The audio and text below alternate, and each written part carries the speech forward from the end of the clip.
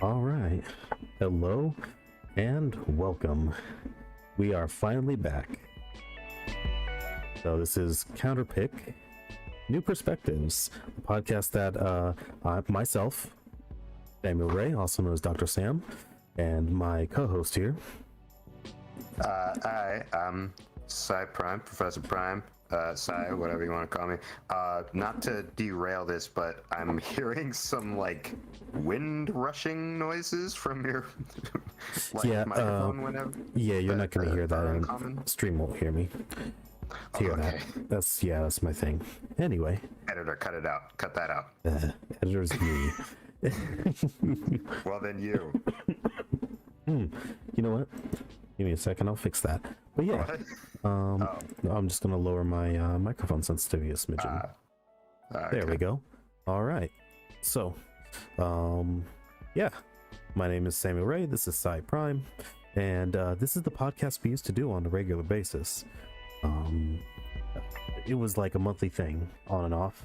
And I figure, you know what? If I don't have enough time to coordinate with Cy in order to, get the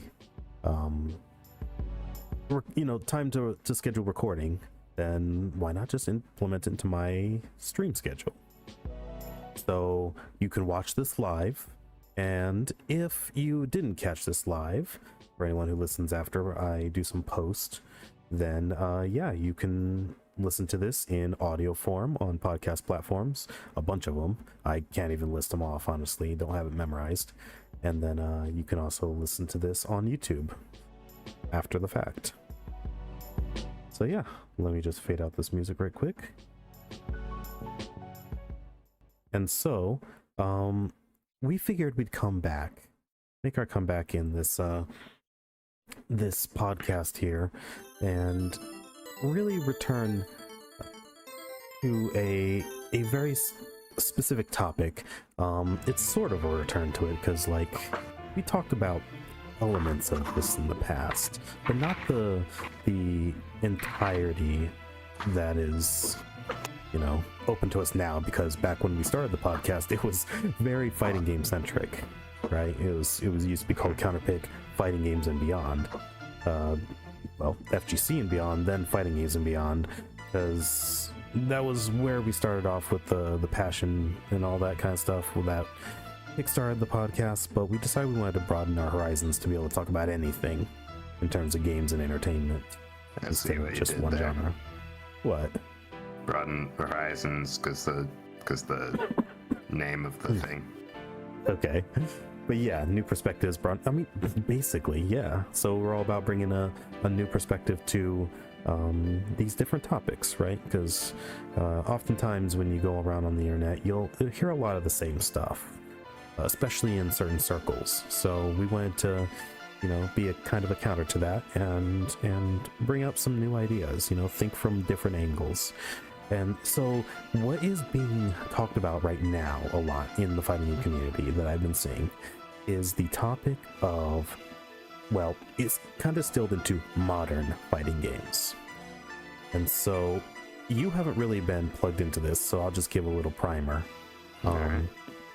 So essentially, after the release of the last, the fighting game releases of the last 5 or so years, kind of culminating in Tekken 8, right? Because over COVID pandemic, we had, pardon me, a lot of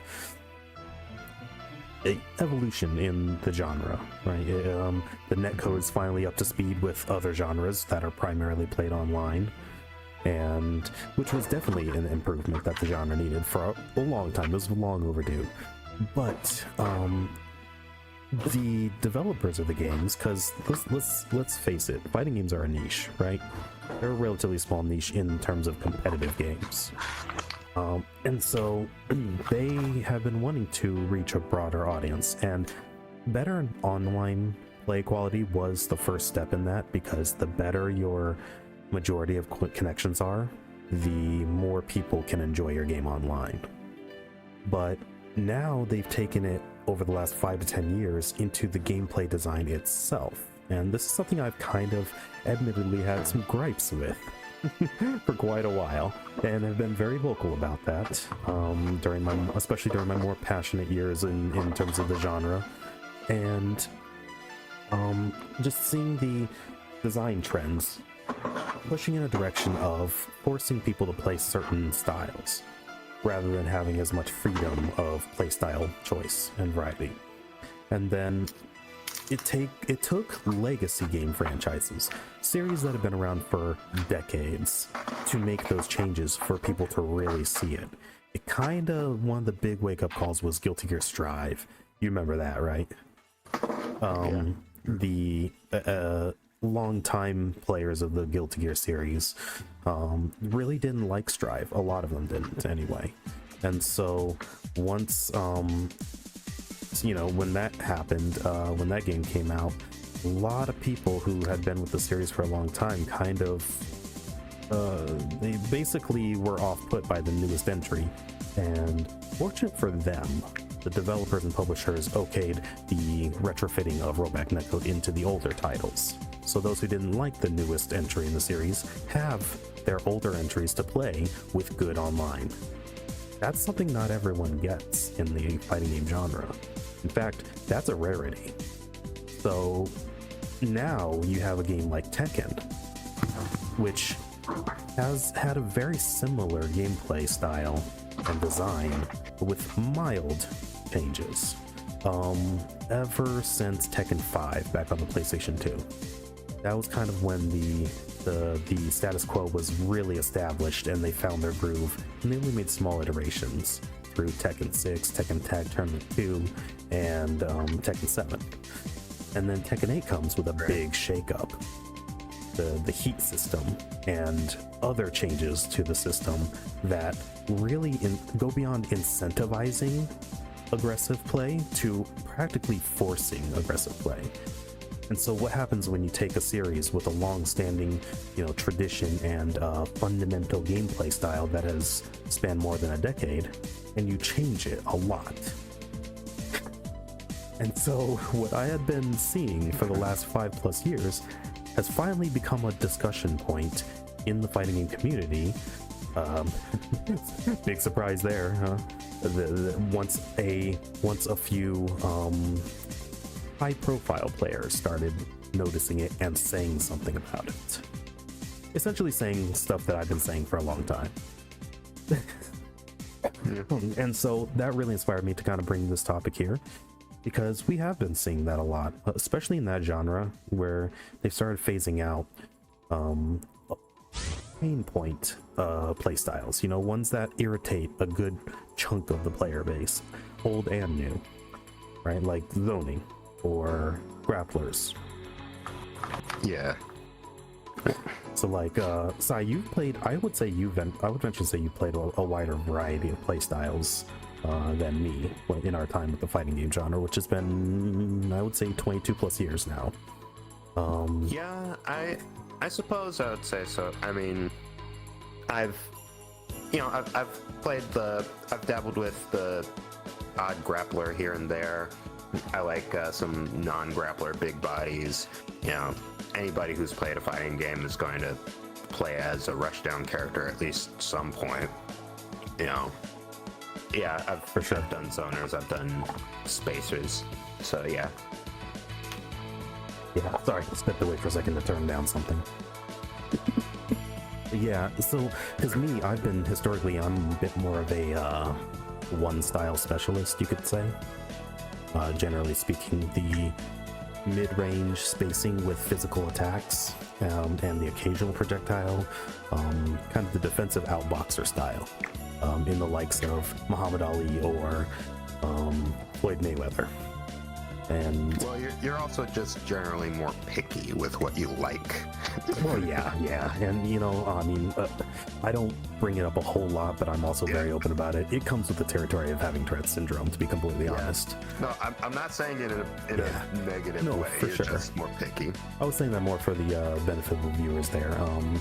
But yeah, so it gives me a propensity to be very, very pick and choosy and very, I guess you could say to an extent, kind of really zone in on certain sensations or discomforts, right? And so when I am trying to play to a style that suits my skill set, my natural strengths, and that style is penalized not by the opponent, because that happens at any point. You can play any kind of competitive game, right, or player versus player game. You can play your style and get outplayed by someone better than you, or someone who just happens to know how to counteract your style or what you're doing. But dude, that just happened earlier today. Yeah. Oh yeah, I was playing some Grand Blue Rising. I got beat by a Catalina. Ooh, okay. And I gotta be honest, I can't even be mad if you beat me as a Catalina. She's that's got the download. I was using Lucilius, who's like high mid tier, but yeah, it just kind of downloaded me. Gotcha. And so essentially it comes down to for me though, if I'm playing my style and I'm being penalized not by the opponent, which is actually the term for that is being punished by the opponent, but I'm being penalized by the game itself. That has been a sore point for me, a sore spot and like a pain point, frustration point, you could say, with the fighting game genre for more than 5 years now. In most of the games I've played, not all of them, but most. And so, and we're not necessarily talking about like directly like Guilty Gear does, right? With the penalty, what's the thing called? Negative penalty. Yeah, I forget what the gauge is called. Oh, the tension gauge or your resource meter. Tension gauge. Yeah, we're not necessarily entirely talking about things like that, but also just general game design that discourages certain kinds of play without giving a direct debuff as well. Yeah, exactly. Because I mean, it's so as I've always played, it's better to, if you want to incentivize a certain style of play, right, or a certain set of play styles, give reward for players who do that, right, or who learn how to do it. But you don't take away the ability to go against that grain, right? Yeah, you're positive reinforcement rather than negative reinforcement. Yeah, exactly. If you want people to be offensive, then reward offensive play. Like, for example, in a lot of those games, they give you meter for advancing towards the opponent, or for striking landing hits on the opponent. That's fine. That's actually pretty standard in fighting games at this point. Even just walking forward. Yeah. And also, strangely enough, I've noticed in the fighting game I've been playing most recently is Grand Blue Rising. You actually get more meter for walking forward than dashing forward. Really? Yes. Huh. That's interesting. Yeah. So that also kind of it encourages advancing forward in a measured way rather than all out. Just unga. That's smart. Run. That's smart because you're still rewarding the player for moving towards the other player instead of turtling away, right? Instead of playing passive, you're rewarding them for advancing, but you're not telling them they have to be dashing all the time, right? They don't have to be sprinting at each other like a madman. That's a balanced way to do it, because you're still encouraging them to do it in a measured way, but you're still kind of pushing the players towards each other so that the action can happen. That's a good balanced way of doing it, actually. I didn't realize that walking gave you more meter than running. That's cool. Yeah, there's like a bit of a delay before you start like really running or gaining meter when you dash. Now, if you take Arc System Works' other games, like Dragon Ball FighterZ and Guilty Gear are the main ones, but also Blaze Blue. Those games, if I remember correctly, actually give you more meter, like your meter fills up faster when you're dashing than when you're walking. So I'm not entirely sure. Yeah, like I'm pretty sure that's the case, at least in Dragon Ball FighterZ and Guilty Gear. In Guilty Gear, I know for sure, because I remember in my time playing Strive with Kai, what a struggle character to play as in that game. It was kind of like Catalina is now in Grand Blue Rising, actually. They're both just a little too white bread. I guess so. But essentially, I remember I would walk forward a lot because I didn't like always sprinting towards the opponent. I like to walk forward and just apply that pressure, like he's walking towards me menacingly, you know, and it would work sometimes. People would get antsy and do something, and I would try to counter him. But I noticed that the meter would fill up slower than if I was sprinting or air dashing, so towards him. But the problem is, a lot of times with these games, they don't reward players for, you know, being proactive and moving towards the opponent. They also go the extra mile and penalize you for doing the opposite. And that's where I feel like it's and that's what a lot of people in the FGC are now starting to see, especially in Tekken 8, because that game, for one, they nerfed the backdashes. So you can't backdash cancel like you used to. You have to do it a lot slower, and therefore it's not nearly as useful for retreating in any kind of in a safe way, being able to block while retreating, essentially. They basically took that away. You have to do a backdash cancel real slow, and at that point your opponent can just get in your face in a matter of, you know, in a split second if you're trying to backdash cancel. So you're better off doing the sidestep cancels instead, which feeds more into the positioning aspect of the game rather than retreating, you know? And that's fine. That's fine. But it does keep the players closer together. And then it's easy to run forward. You just hold forward now, and you'll start running towards the opponent. You don't have to double tap and hold. Yeah, they made it so that the characters easily move towards each other, but it's harder to move away from each other. And then, not only that, but they forward to run is weird. I don't like that. Yeah. I could be wrong about that, but I'm pretty sure that's because I just wasn't interested in, you know, budgeting. But oh yeah, it's expensive. Yeah, that seems weird. Yeah, so they made it really easy to move forward and to do running moves, basically. And then let's see. And then when you let's see. Oh yeah, that's right. Big hits and just about everything when you're in heat state do chip damage, which is new to 3D fighters in general. So games like Tekken, Soul Calibur, Dead or Alive, Virtua Fighter, they never really had chip damage like in the 2D fighting games. So yeah, in Tekken 8 now, a lot of stuff does chip damage, and landing hits on the opponent, it recovers the white life bar. So a portion of the damage you've taken can be recovered by hitting the opponent. And so they're really pushing players to be aggressive. And then you have all those moves that activate heat state and go into the forward run dash thing, you know, the dash cancels, which can look awkward at times, but just constantly making the characters run forward, or advancing strikes, and, you know, armored advancing strikes, and, you know, chip damage, and recovering it by hitting the opponent. It's become a very, as other people are saying, a very mashy game compared to previous Tekken entries. Yeah, and we felt that when we played the demo.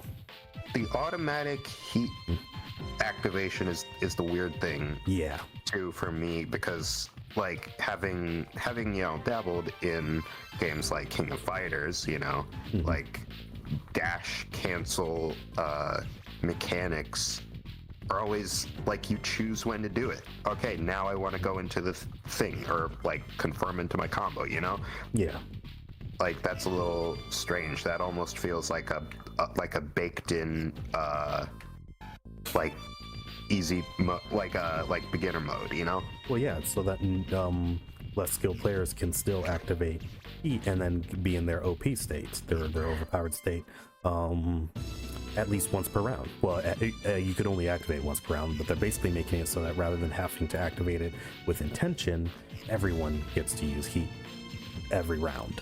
Yeah, but I've still seen like mechanics that are made to be easy like that still need to be intentionally done, or the command is in a way that, you know, new players who are mashing will just accidentally do it, right? Like maybe press the button again on impact, you know, then you do the thing. Instead of just full automatic. Yeah, and so it definitely is lends itself to attacking a lot, just constant aggression, right? Very, like I always said tongue-in-cheek that, you know, fighting games are moving in the direction of being flashy Rock'em Sock'em robots, but with long single-player combos, like in games like DMC and Bayonetta. Well, I mean, the meme has been for a while, I didn't pay $60 to block, or this is a fighting game, not a blocking game. And it's funny because I saw someone bring up that phrase, the I didn't pay $60 to block, and they said, that's a meme, but it comes from somewhere genuine. Yeah. And it does. A lot of people don't want to block, even though it used to be the case that sometimes blocking was actually the tactically ideal, or advantageous thing. Like you block a move, like you block a big hit, right? You read a big move, you block it. Now they're in, enough disadvantaged state because of the recovery frames that you can now take your turn or even punish. Or you can force them to whiff a big move and then punish it. But they've reduced the ability to do those in favor of attack, attack, attack. Both players swinging on each other for the majority of each round. And I had been pointing that out for a long time. And only now that, high-profile players in the fighting community are saying something about it, are people actually seeing it now. And now it's become the big discourse currently. Although, something interesting, I actually had a conversation with some people in the Great Blue Fantasy Rising Discord recently, but there were some people also saying that, parry was very strong, and, well, okay, Street Fighter got brought up, Street Fighter 6. Yeah. And they're talking about how, I don't know, it was strange because people brought up parry being, very strong in the game as well, which I didn't have the impression that was the case, at least, that Drive Rush was much more impactful, at least in the meta, Yeah, but, there's analysts saying that parry can be they predict parry becoming meta defining later on. Or at least perfect parry, not normal parry. Okay, when players get good enough to perfect parry things consistently, then that'll be able to allow those players to turn around a lot of momentum that exists in the game currently. And I can kind of see that because when I was playing 6, I started, near the end of my time playing 6. I haven't played it for a while, Street Fighter 6, but I changed I would have played it more if my PC could handle it. Yeah, I changed the drive impact macro to parry, and I started parrying drive impacts on reaction. I wasn't getting that many perfect parries, but at the very least I would parry them and then be plus. I would actually be able to punish them for it, because that's the only move that on normal parry is actually minus, is the drive impact. Interesting. So I would be plus by I had enough time to do a single hit confirm into a special for a knockdown, or at the very least, or at the very least, do normal parry the drive impact on reaction and then hit him with a dragon punch to knock him down and reverse that momentum. So, I mean, I could see it if you could get good enough to be able, with the timing, to be able to do a perfect parry, then you just get a guaranteed follow-up. The problem is that follow-up is going to have 50% of its damage cut off. So the majority of the reward is the reversal of the momentum. But as people have said these days too, a lot of these games are very offense oriented and very momentum focused. It's very much about steamrolling over your opponent, snowballing over them. And while it's definitely meant for spectator value, right? Seeing someone get obliterated one round and then the other person getting obliterated the next round, swinging matches like that, right? Well, see, that's also partly because of the principle of dominant strategy, right? Players are going to always try to find the way to play that is most optimal, and because of the nature of fighting games, if you can stay in advantage, then you're going to stay in advantage. Yeah. So it's part what the mechanics of the game allows to be done, and then if the game allows it to be done, then the players will push that. And sometimes that's in how it's intended to be designed, but sometimes fighting games are very intricate games, you can't always account for every possible thing that could be done, and players are going to find, like if you have enough inputs, right, enough people doing things, like an entire player base is always going to be larger than the amount of testers that you have on the game, and they're going to find something that was unintended. And that's the that's case how for you all get games. option selects in Street Fighter 4. That's how you get whatever, like, glitches and crazy stuff. Oh yeah, for sure. So it's not always going to be regarding the way a game was intentionally designed. Yeah. If things like that emerge, Yeah, but people are definitely starting to see the design intention moving in the direction of, that they've been seeing there. Yes. And I also want to bring out, like, the thing is, this isn't exclusive to the fighting game genre at all.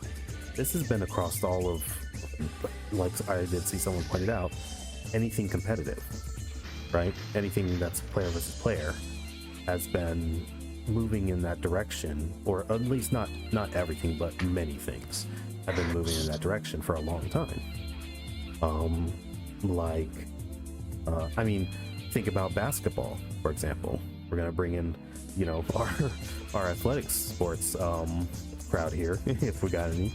That's gonna be back in the day, the shot clock was not a thing, and so people, the dominant strategy was get a point lead and then stall.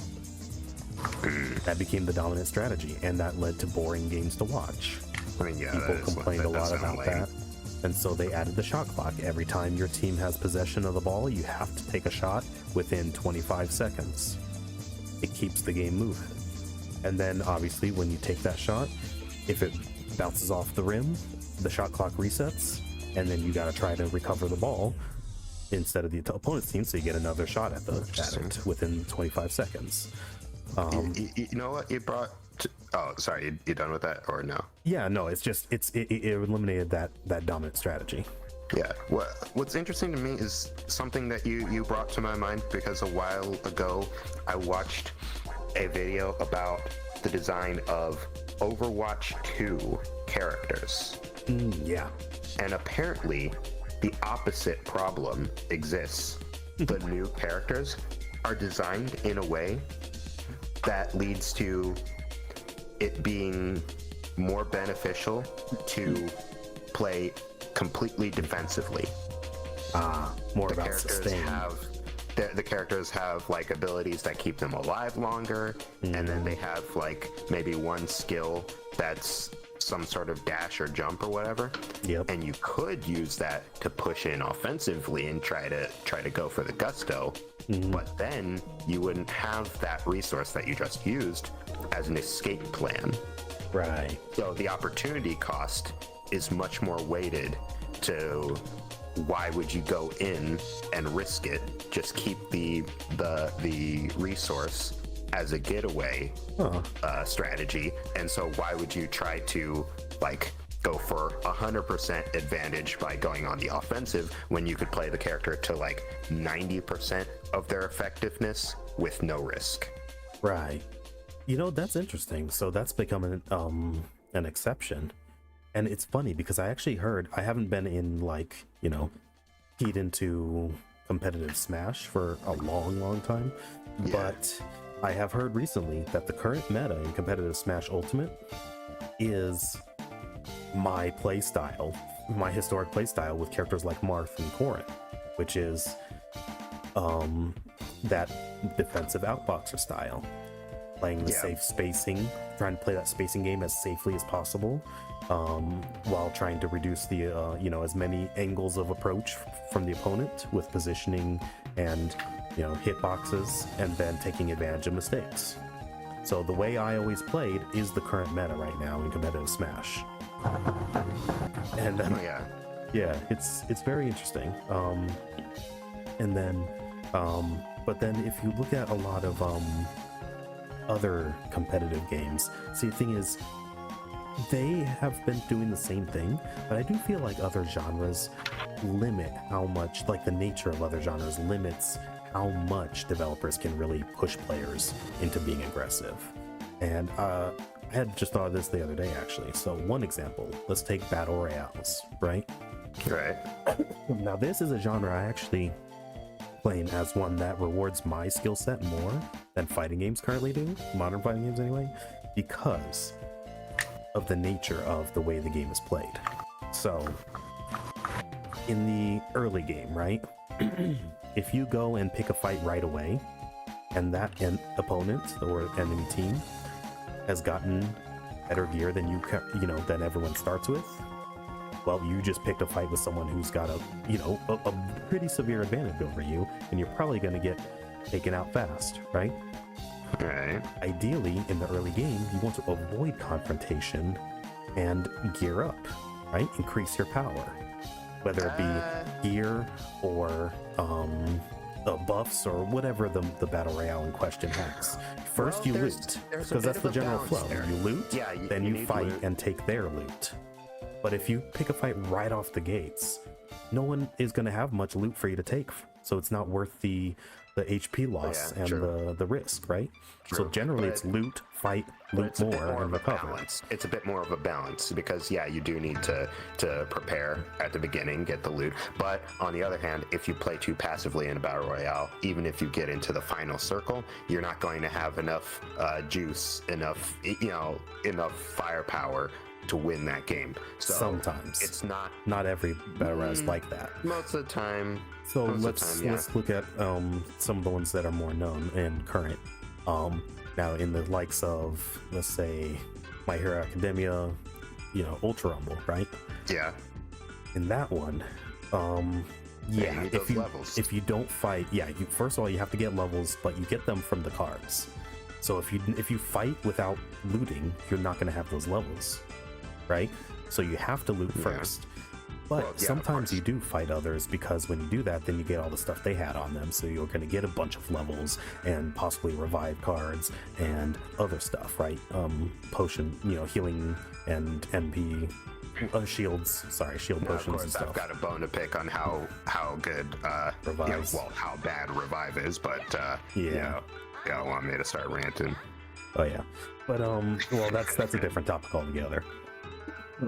But essentially, in that game though, there is reward for taking out other teams, because you get all their stuff. So then you can, as long as you get third partied right after, if you can get to a safe place, then you can recover using the stuff you got from their drops, right? And then you can increase your power even further. But you don't want to pick a fight right out the gates. You want to get some loot first and get level ups. And it's the same in, say, for example, one of the hottest battle royales out there, Apex Legends. If you drop down with your starting gear and you pick a fight, you're not gonna have any shields. You're not gonna have any, healing items. You're hardly gonna have anything. You want to find some good guns and shield charges and maybe a better tier shield in general, and then go and fight someone and take the stuff that they had. Once you do beat them, right? Mm-hmm. And so it creates that ebb and flow. First is loot, then fight, then loot some more, and rinse and repeat until the final circle, where you want to be at your highest level of power by doing both looting and fighting. And that creates a required downtime to play ideally, to play optimally. You can't just always be aggressive. If you're going to go and fight everyone you see, you're going to get taken out before the final circle, more likely, because you're going to be spending all your resources fighting before you get a chance to really stock up. So it actually rewards you for playing in a more measured way, right? Even the ones that force you to be more aggressive, like My Hero Academia Ultra Rumble, which has very limited defensive options, right? All you really have is your blue meter for defense and movement. If your character has any mobility skills, then you really want to be kind of aggressive in that game with your team, but in a strategic way. But even then, you still need to take that downtime to go and loot and recover. It's required by the nature of the game design or the genre itself. MOBAs is another one like that. In the early game, if you get aggressive and you overextend, you're going to get punished hard for it. You're going to get taken out, and during the respawn timer, that's time you're not increasing your power, right? I mean, Whether there it are be some through characters the that can gold get system or away with experience. nonsense, like stealing jungles and crap like that. Yeah, but generally The speaking, daggone squirrel. in Yeah. Pokemon Unite. yeah. Anyway, But generally speaking, if you get too aggressive too early, you're gonna overextend and get ganked or just get overpowered in the lane, and then you're not gonna. Every second you're not alive, gaining power is a detriment. Is increasing the likelihood the other team's gonna snowball your team. So you're actually rewarded for playing in a more defensive and measured way, with a focus on increasing power first before you get into the big fights. well, yeah, and also like another aspect, because the MOBA I could speak on more is Pokemon Unite, obviously, which is a bit more simplified, but it still has the general The core principles tenets. of MOBAs. There's late in the game, the middle Pokemon usually is Rayquaza in ranked. Yeah, the big objective. If you're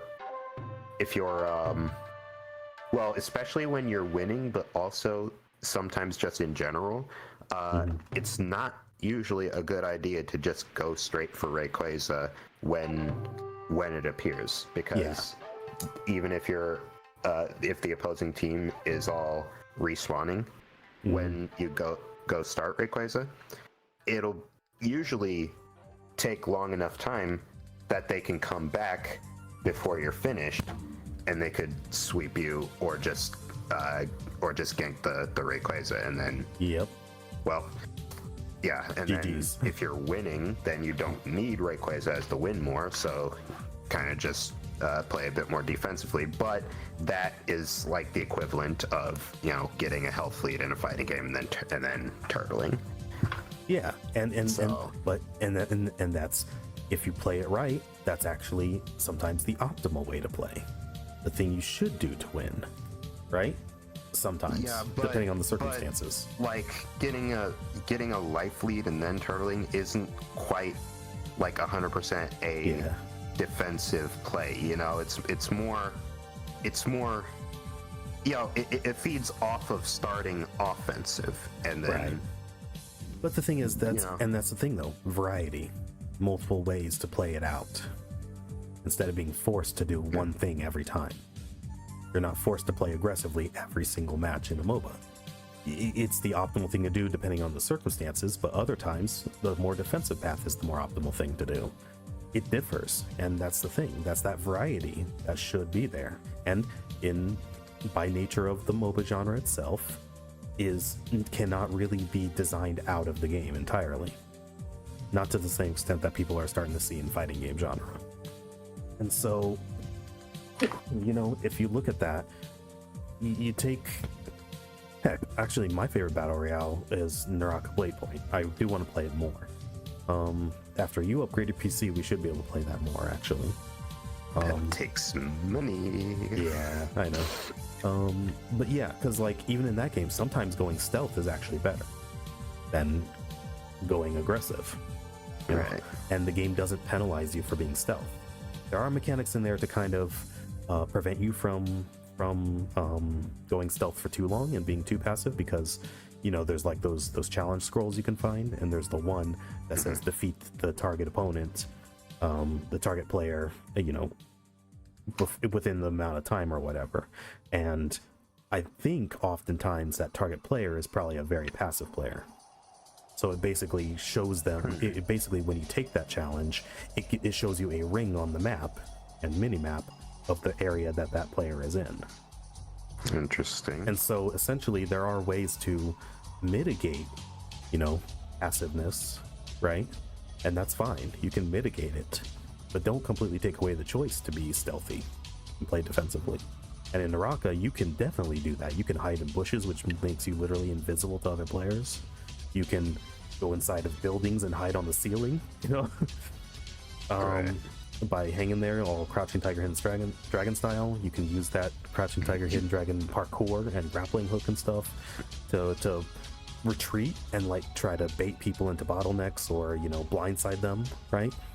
Because I've had situations where, like, after parrying a heavy attack from an opponent, a defensive mechanic that reverses momentum, I picked up the weapon that they dropped because parrying a heavy attack disarms them. So I picked up their weapon and then ran away. and they literally gave chase. And because they gave chase, I turned the corner, and then as soon as and climbed up the wall, and as soon as they came around the corner, I dropped down behind them and picked them off. That was allowed because there was no mechanics or design elements in the movement or, you know, recovery times on attacks and stuff that disallowed me from doing that. I parried his attack, picked up his greatsword, and ran away, and baited him into following. You know, that the styles should be allowed sometimes, right? Because it can make for some entertaining scenarios. Because then became a chase, right?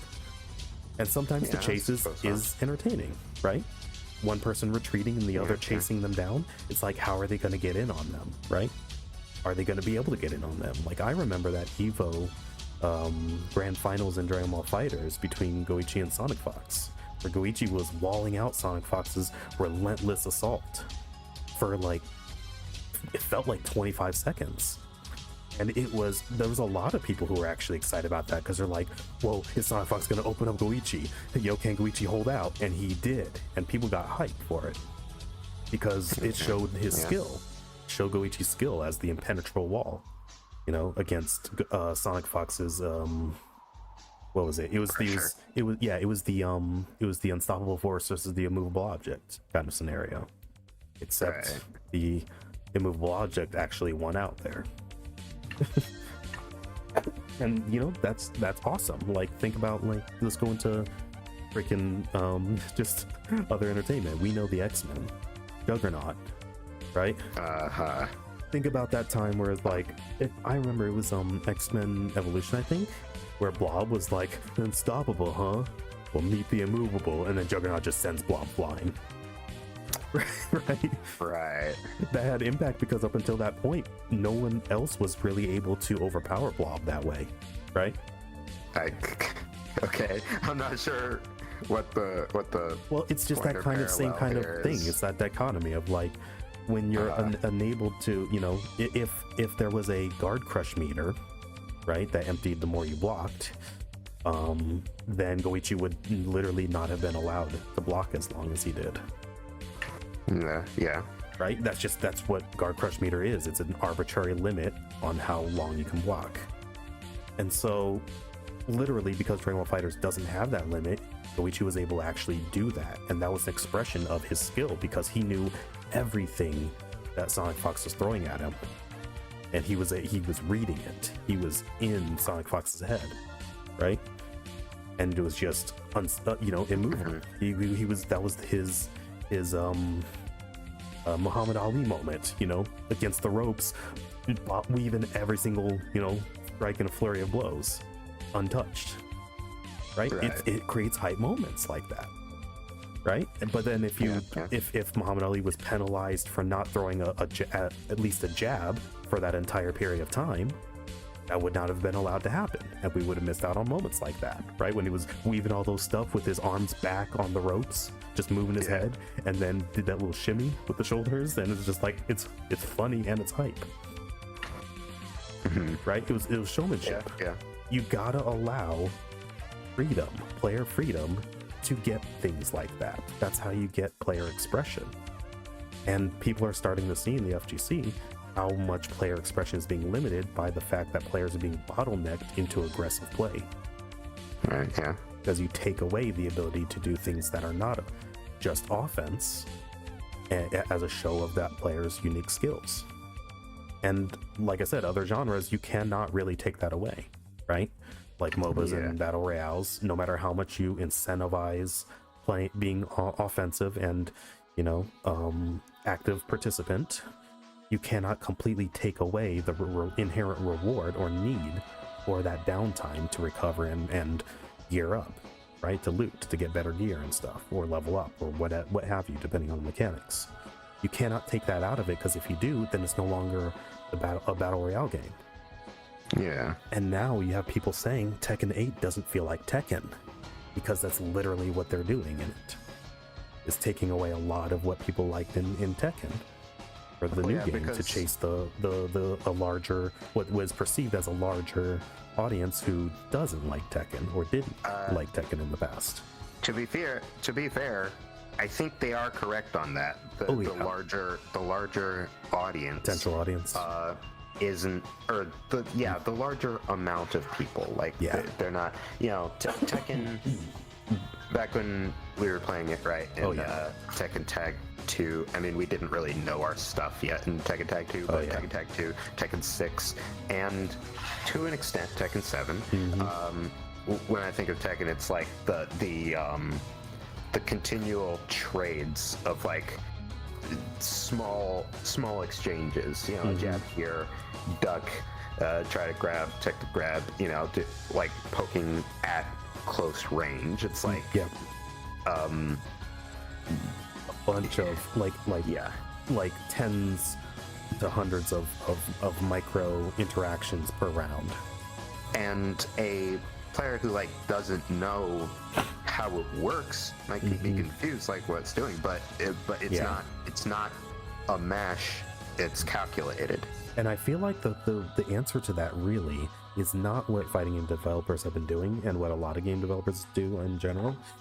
It's not to disallow the more defensive or seemingly passive aspects of the strategy behind the game, but it's more better highlighting the exciting parts with the presentation, right? And Tekken 7 took good steps to that, like those slow-mo moments, and Guilty Gear Strive did a good thing with the big counter, right? When you get a huge punish counter. Because you know what it makes me think of for any of y'all anime fans out there. It's like that moment where All Might in My Hero Academia was fighting the Nomu, and Deku is thinking about it. He's like, the attacks aren't aimless, they're calculated. Yeah, to the naked eye it just looked like a wild flurry of blows, but each one was aimed with pinpoint precision, right? Yeah, like quick brain processes figuring out exactly what move to use, and people have said plenty of times before, it's a very frames game. Like if you know the frame data of the moves, that actually helps you in the game, like knowing how to optimally punish, like not only what moves won't punish the cooldown of another blocked move, but knowing which one is just fast enough to get you the most benefit off of it. So you punish like a somewhat punishable move with something a bit heavier than a jab, but not something like a full launcher that'll get blocked in return.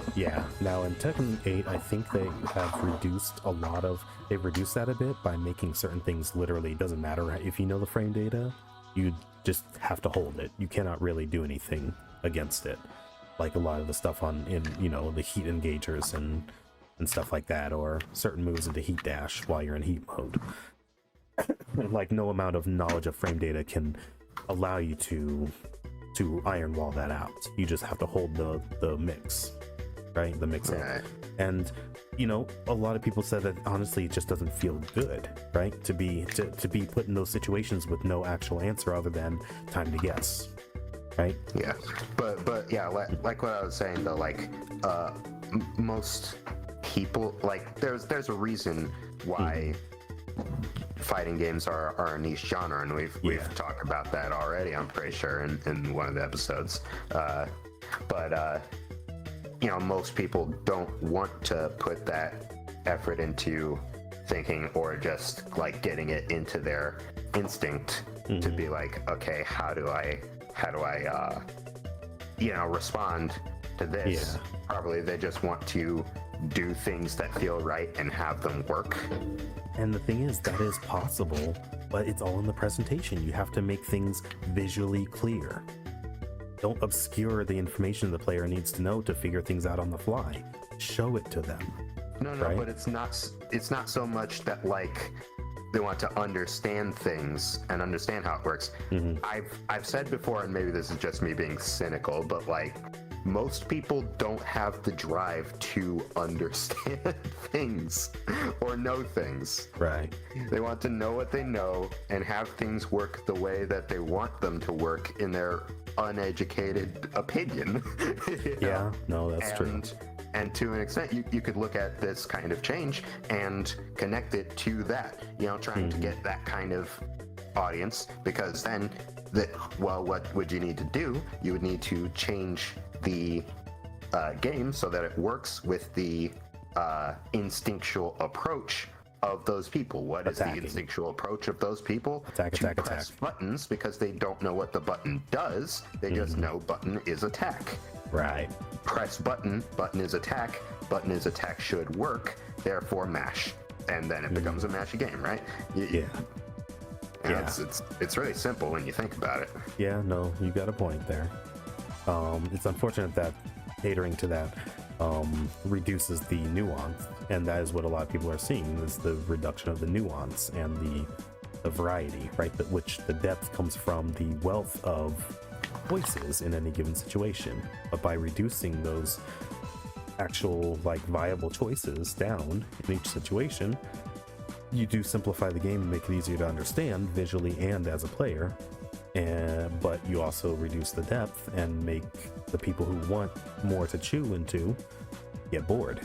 And that's what a lot of people are starting to feel with Tekken 8. They feel like they're just feeling like it's boring, it's repetitive, it's samey, it's snowbally, it's all these things that I've said was going to be a result of pushing players into a pigeonhole of offensive play, right? Because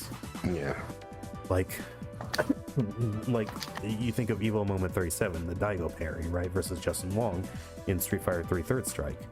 Well, the parry itself, the input, is not a hard one. It's forward. It's a single direction. It's the timing that makes it hard. And the fact that he had to parry every strike in Chun-Li's super, rapid kick super, because he was so low on health that a single one of them, if blocked, would have taken him out, since chip damage actually could KO. And so being able to have that perfect timing under the pressure in that kind of competitive high-level tournament situation, the world championship, so to speak, the whole set on the line, last round, last match, last round, all for all the marbles in that final round match, yeah. With the crowd screaming, right? The palpable tension, the crowd going crazy, having to keep the timing while he's doing that, and apparently Justin was going crazy on his arcade stick buttons trying to throw off Daigo's timing for the parries too. During that, he was trying to throw off Daigo's timing. The crowd was roaring in hype, at what they were seeing happen, unfolding before their eyes, and Daigo kept the cool to get the timing perfect on each one, and in addition to get that jump to parry the last one to allow him to get just enough damage in his combo to KO, right, and win the set. Right. And it was just, or win that match, and it was like, if they had been too scared to make a defensive mechanic strong, like parry, right, or because the way parry is now, right, you don't have to parry high or parry low. But yes, it's easier, but it doesn't have as much reward. So in that same kind of situation nowadays, it's easier but less potent. Exactly. See, because the thing is, with the Street Fighter 6's damage cut, the retort probably wouldn't have KO'd in that same kind of situation. Well, not just that, but you can't always actually punish the thing that you. If I'm correct, if I'm remembering correctly, you can't always punish a thing even if you parry it. Yeah. And I don't think repeated perfect parries is even possible in Street Fighter 6. I think you have to just do one. You just have to do something else. You can't perfect parry immediately after another perfect parry. So the sequences of perfect parries was what even made that possible. So it's just one of those things where it was a defensive mechanic that birthed the most noticeable the most knowable, actually the most widely known is the word I'm looking for, fighting game moment in history. Even people who don't play fighting games know about, not everyone who doesn't play fighting games, but a lot of people who don't play fighting games know about Evo Moment 37. It's funny though, because they named it Evo Moment 37, even though like that wasn't actually. Like, yeah, I don't know where the 37 came from actually. No, I watched a video about this. They just picked 37 because they wanted to make it seem like, oh, there are all these different like cool moments. So you don't want to name it number 1, or else that seems like there's nothing else. So interesting. Okay. Yeah, it was literally just an arbitrary choice, which actually worked, did what they were intending to do, and made it more notable, which That's is funny. also funny. This is a tangent, but recently also watched a video by the channel Veritasium talking about how 37 is such a common number because the way our human minds are wired to think about randomness. It's actually the most common number to come to our minds when we're trying to think of a random number. Interesting. That is 2 digits. So yeah, the literal point of 37 was to be a random number. Interesting. But yeah, so it's like it's really just one of those things where, modern, and so to come kind of full circle, modern game design, and I don't even think it's just fighting game design, obviously, it's game design as a whole. People want to see things happen on screen all the time. People don't really want to, like, if you think about even just modern game design in terms of single player games, right? There's a lot of grievances online about modern AAA games and how much they hold your hands, right? Handhold you through puzzles. A puzzle happens, and then a character in 5 seconds says something like a hint. Oh, maybe we should, maybe that, you see that thing up there? Maybe it has to do with that. Well, right? Okay. Or maybe there's some way we can engage this thing over there across the gap. And it's like, That's the thing. well, It's kind you of could have the given me duality 15 of seconds to human think of beings. it. It's kind of the duality of the human mind, right? Because we don't want our hand to be held, but we also don't want to.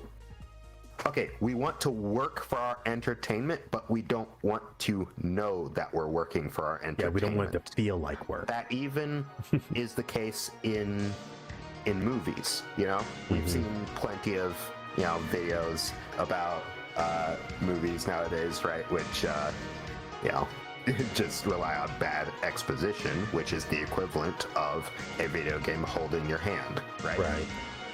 Having the character tell you the answers to everything. It's telling you the answers to everything. Yeah, but on the other hand, we also don't enjoy movies when they're like too steeped in like symbolism, and generally the general audience, right, doesn't like movies when they're too steeped in like symbolism and too obscure, and like you have to figure everything out, because then you realize that, right, consciously, and you get tired by it because you want to enjoy it, right? So we want to interpret things, but we don't want to be thinking about the fact that we're interpreting things. And Well, it's the same I think that's a bit video less. games. I think that's a bit less true in terms of movies and TV and things that are more passive entertainment experiences. Because think about some movies like remember Inception? Well, Inception was highly popular. No, but see, it is the same. It's just interacted with differently because of the fact that video games are an interactive medium. So the fact that it's an interactive medium makes it more difficult to have that balance. Yes, Because inherently there is a level of doing work, but you don't want to feel like you're doing work. And the thing about that is different people have different thresholds for what feels like too much work. For instance, we are the type of people that are more likely, perhaps me more than you in some cases, to want to do the work to figure out like how to play a game, right? But for both of us, Guilty Gear Xrd was too much for us. It felt like too much homework, and we weren't having fun. Yeah. So, well, yeah, because like, and the thing is, we both actually like figuring out how things work. Yeah. We both have a natural tendency towards that. but it is certain things that make it feel like a chore. Then that's our threshold. Yeah, like exactly. like grind or too much grind in something, right? Where you have to grind hours on end just to get one thing, but you have to have that thing because it's one of the best in the game, right? Yeah, that's exactly what I was saying. But you know, I would say the majority of people, right? Even fighting games that aren't a chore for us to learn, right? Is feels like a chore too much work for them. Yeah. They want to be able to press buttons, see cool things happen on screen with little prep time. The thing that's a folly with that is the fact that you're never going to be able to make a fighting game that appeals to everyone. Even if you take that amount of work and put it on the floor, there's still going to be a bunch of people that don't want to do it. Right, because there's still that intrinsic element in fighting games that if you're playing against someone else, a person has to lose. Yeah. So well, you're never anything going PvP, to get the really. people. So you're never going to get the people who want to win all the time. Yeah, and that's the thing though, because the thing is, and you have a point there. It is a problem that is exacerbated most in fighting games, and that's because of its nature as a 1v1 game. Because in PvP in general, someone has to lose, but in most PvP, it's a team effort, and so the team shares so it's a social element, right? When you win, you won together, and it feels good to share that victory with other people, especially if you're playing with people you actually know. But then when you lose, you get to blame your team. You can blame your team, or at the very least, the fact that you lost together. You're not the only loser; others lost with you. It softens the blow. So. Even if you're not blaming your teammates, it softens the blow when you're not the only person who lost. Right? I guess so. Like in a 5v5 game, we lost hurts less than I lost. It's just a psychological fact of humanity. We lost is a softer blow than I lost. But I get what you're saying. Well, for most people, we lost hurts less than I lost. The exception being in the case that the one person feels like they let the whole team down. That's a different case. But we lost generally is a softer blow than I lost. I got my butt kicked rather than, oh man, we lost. I suppose so. For most people. Like, obviously, there are different fringe cases like, man, this player really drug us down and it's super apparent that they did, or man, I drug the team down.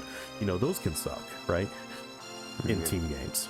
But in fighting games or anything that's 1v1, when you lost, you lost. You got beat. There's no other answer to it. And so then humans want to find something else to blame. The game, the online lag, The game's cheating. The opponent is cheap. Something, right? Because it's people generally hate to look at themselves and blame themselves for failure. And so it just creates this natural aversion from the majority of people, the mainstream, right, for things that are 1v1 competitive. And so, yeah, like you said, fighting games are never going to truly be able to appeal to the Fortnite type of widespread audience, right? Broad audience. Right? They're chasing the dragon that doesn't exist for the genre, right? The fighting game genre cannot reach that level of widespread appeal. No one fighting game can. Right? Some can appeal to broader audiences than others, but I feel like if they go too much, and I think that is where they're at right now, is because of the point that the genre is in and its growth. Now it's wanting to, because it's more expensive than ever to make games, right? Quality games, like high quality, infinite expansion. Yep. Now the publishing companies are wanting to get more sales. Money on the thing, then you need to get more money out of it, and then you keep spending more money on it. Yes. Then you need to get even more money out of it. And at a certain point, that becomes untenable. And think about this: which fighting games are the ones that are having the most problems with off-putting the long-term fans for the potential broader audience? It's the AAA ones. It's the AAA ones. Street Fighter 6, Tekken 8, Guilty Gear Strive. It's the big names in the genre, right? Mortal Kombat and so on. they're the ones that are being the most off-putting to the hardcore niche audience. And guess which games are appealing to them the most? Under Night in Birth 2, Melty Blood, I guess for a while, Skullgirls, Power Rangers Battle for the Grid. We don't talk about Yeah, Power Rangers Battle for the Grid really hit that tag fighter audience, right? What else? I guess to an extent, actually, Dragon Ball Fighters really appealed to a specific audience too, and kept that audience. Let's see, what else? It seems like a lot of fighting games are trying to do what Smash does, but because they are traditional fighting games, they just can't, right? They can't reach the audience that Smash reaches, because Smash reaches its audience because of its fundamental design and its roster. It's a combination of both. Yeah. No other fighting game can do that without becoming more like Smash. And guess what? That would also off-put the long-term fans. Let's say Street Fighter 7 became more like Smash in gameplay. That's gonna off-put a lot of long-time Street Fighter fans. It just wouldn't even be Street Fighter, right? Yeah. And therein lies the issue, right?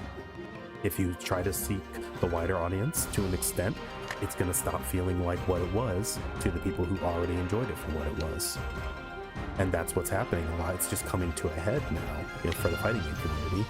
It already came to a head for me years ago. I haven't played fighting games much at all for the last, I would say, 2 years or so. Because of that, I guess I was just ahead of the curve. But then again, I'll be honest, there is a bit of a tendency to do that because I'm hyper analytical, for better or worse, right? And very opinionated in my analysis and conclusions, for better or worse. I speak my mind. And so I was seeing this before the majority of the fighting game community saw it. But because I'm not a big name in the fighting community, ain't nobody was ready to listen, right? And now it takes the people who do have clout to say it, that now people are seeing what I've been saying all along, and it's just kind of funny. But you know, at this point, I mean, to be honest, there is some validity in that. Like, you know, if you don't agree, you just don't agree, and like in a situation of opinions, right? Like if the person who disagrees with you doesn't have like notable credentials in like the sense of the public and whatnot, then what reason is there going to be for you to change your opinion? Like, you're not really going to. It's just, you think one thing, this other person, random person, thinks another thing. Like, okay, it's a non-starter. Problem is, you like, and that's the crazy thing though, is like the people. It's like I told someone actually on Twitter X the other day. That's what I call it now, to encompass both. How do you call it Twitter X? That's why I call it to encompass It's both not names. X, it's just Twitter. But anyway, I don't care. I don't care. It's not X. it's okay. But it's like what I told someone the other day. I said, and it got apparently a lot of likes actually. Interestingly enough, and I wasn't looking for likes. You know, it's just this doing numbers. yeah, it was one of those ones. And the thing is, when that happens, it's when I just speak my mind very bluntly. Like, so I said that the FGC needs to be rid of the might makes right mentality. I said that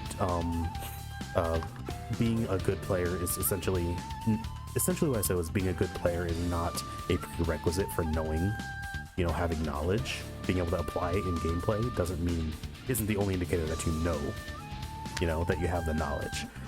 For a lot of people, like myself, I've always been a person who my mind has, in terms of like fighting is anyway, my mind was always sharper than my fingers, you know? I knew more than I was able to actually do in There's a matches. reason for the phrase, for the saying, those who can't do, teach. Yeah, and that's the thing too. Oftentimes the best analysts, teachers, commentators, what have you, they are never the top of the top players because they're spending less time grinding the tournament scene and more time cultivating skills needed for teaching, analyzing, and having knowledge, right? Knowing everything about the game. they're not the best in the world, but guess what? They probably know more and can convey it way better than the best in the world at the game. So you don't need to be a big, a well-performing player to know what you're talking about.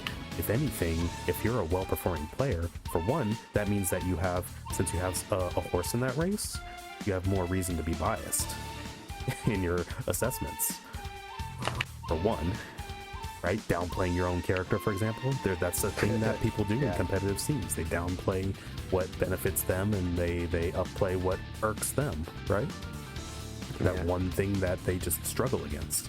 They'll be like, man, this is the toughest thing in the world. This is busted. This is way too good, too overpowered. It's like, dude, you're a top 20 player in the world. What are you talking about? You struggle at this thing, but are all the other of the top 20 players also struggling against that same thing? Well, if the majority aren't, then that's probably a you thing. On the other hand, some things can seem like downplaying. Yeah, other times it can seem like downplaying, but it's not. But that's the thing. You 6 of one, half a dozen of the other. Yeah. So then what do? You go to the experts, the analysts, right? You go to people. You look at people who watch, who learn, who pick it apart frame by frame, so to speak, right? Those are the people who are going to know more of the nitty gritty, and that's who you go to, right? You go to let's say, you go to a Fortune 500 company, right? A CEO who makes the big business decisions. Guess what? They're not the analyst. They have analysts they consult. Yeah.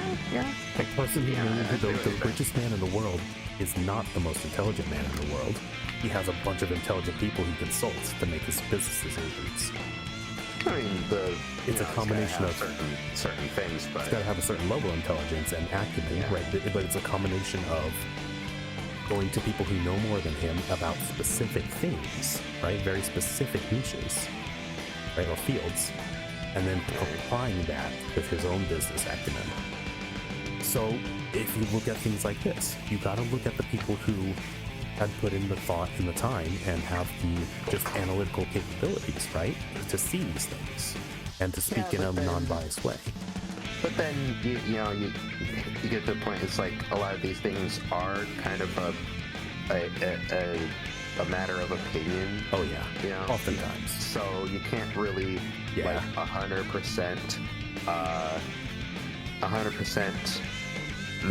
validate like a person's skill in analysis based on those opinions, because those opinions are, at least to some degree, based on subjective interpretation. So the only that's why people that's why it's a team of analysts, right? That's why people lean toward results, right? As the closest thing you can get to objective measure of, does this person know their stuff? Well, that's also why there is some truth to, this person is good at this game and is consistent and gets high results. So that means they must know some stuff about the game. Oh yeah, No, absolutely. That's why analysts in a professional sense, it's never just one analyst who works for a company, for example, right? It's a team, a panel, right? Because you can't rely on one person to be completely accurate at everything 100% of the time. It's just impossible for a human. But the thing is, you also got to look at track record, right? If someone has a track record of being right the majority of the time, you kind of got to trust that, right? And so it's just funny because, like, when it comes to these kind of things, more often than not, I have had a really good track record. It's just interesting to see now that, nobody's gonna know that. Yeah, it's just interesting to see the discourse coming out, essentially just proving what I was saying correct all this time. And I'm just watching and eating my popcorn and adding my 2 cents here, right? And every once in a while on Twitter, just because, at this point, I'm not as heavily invested as I used to be, right? In the FGC ongoings. I've disconnected from the SGC for the most part. And so it's interesting to watch, and at this point, my eyes in terms of like fighting games have been more on things that have been less mainstream, right? Like I'm kind of considering Under Night. I told you about that game Murfight a while ago. We're gonna check out at some point because they have a free version. And there's a number of indie fighting games coming out for double A indie, mid-range to indie that look interesting, right? And on the cheap, worth a try. Like we tried Checkmate Showdown, right? And had a lot of fun with that. And we should definitely play that again sometime. That's an indie fighting game. It had a lot of depth to it, and then it also had chess, which we both, I played more than you did, but we had interest in. Yes. I mean, it's combined with chess. But yeah, I'm finding, and that honestly, this is another direction we could go in with this conversation, but I'm finding a lot more fun with indie games than mainstream, like AAA games lately over the last few years. Like, the majority of the games that I've really enjoyed have been from, like, what you could call mid-range or AA or indie level developers. People like Intercreates, who've made the Mega Man Zero games. Their series like the Azure Striker Gunvolt and Luminous Avenger X games, or their one of my favorite 3 games, like trilogy games, in the last 5 years that I've played was the Blaster Master Zero trilogy. Made by Intercreates. It's like a pixel art style Metroidvania action platformer with occasional top-down shooter portions. Right. So fun. It actually had a lasting impact on me that I still think about it fondly every once in a while. I'm like, man, those games were good. I would like, if my channel grows, I would love to replay those, but play them on stream.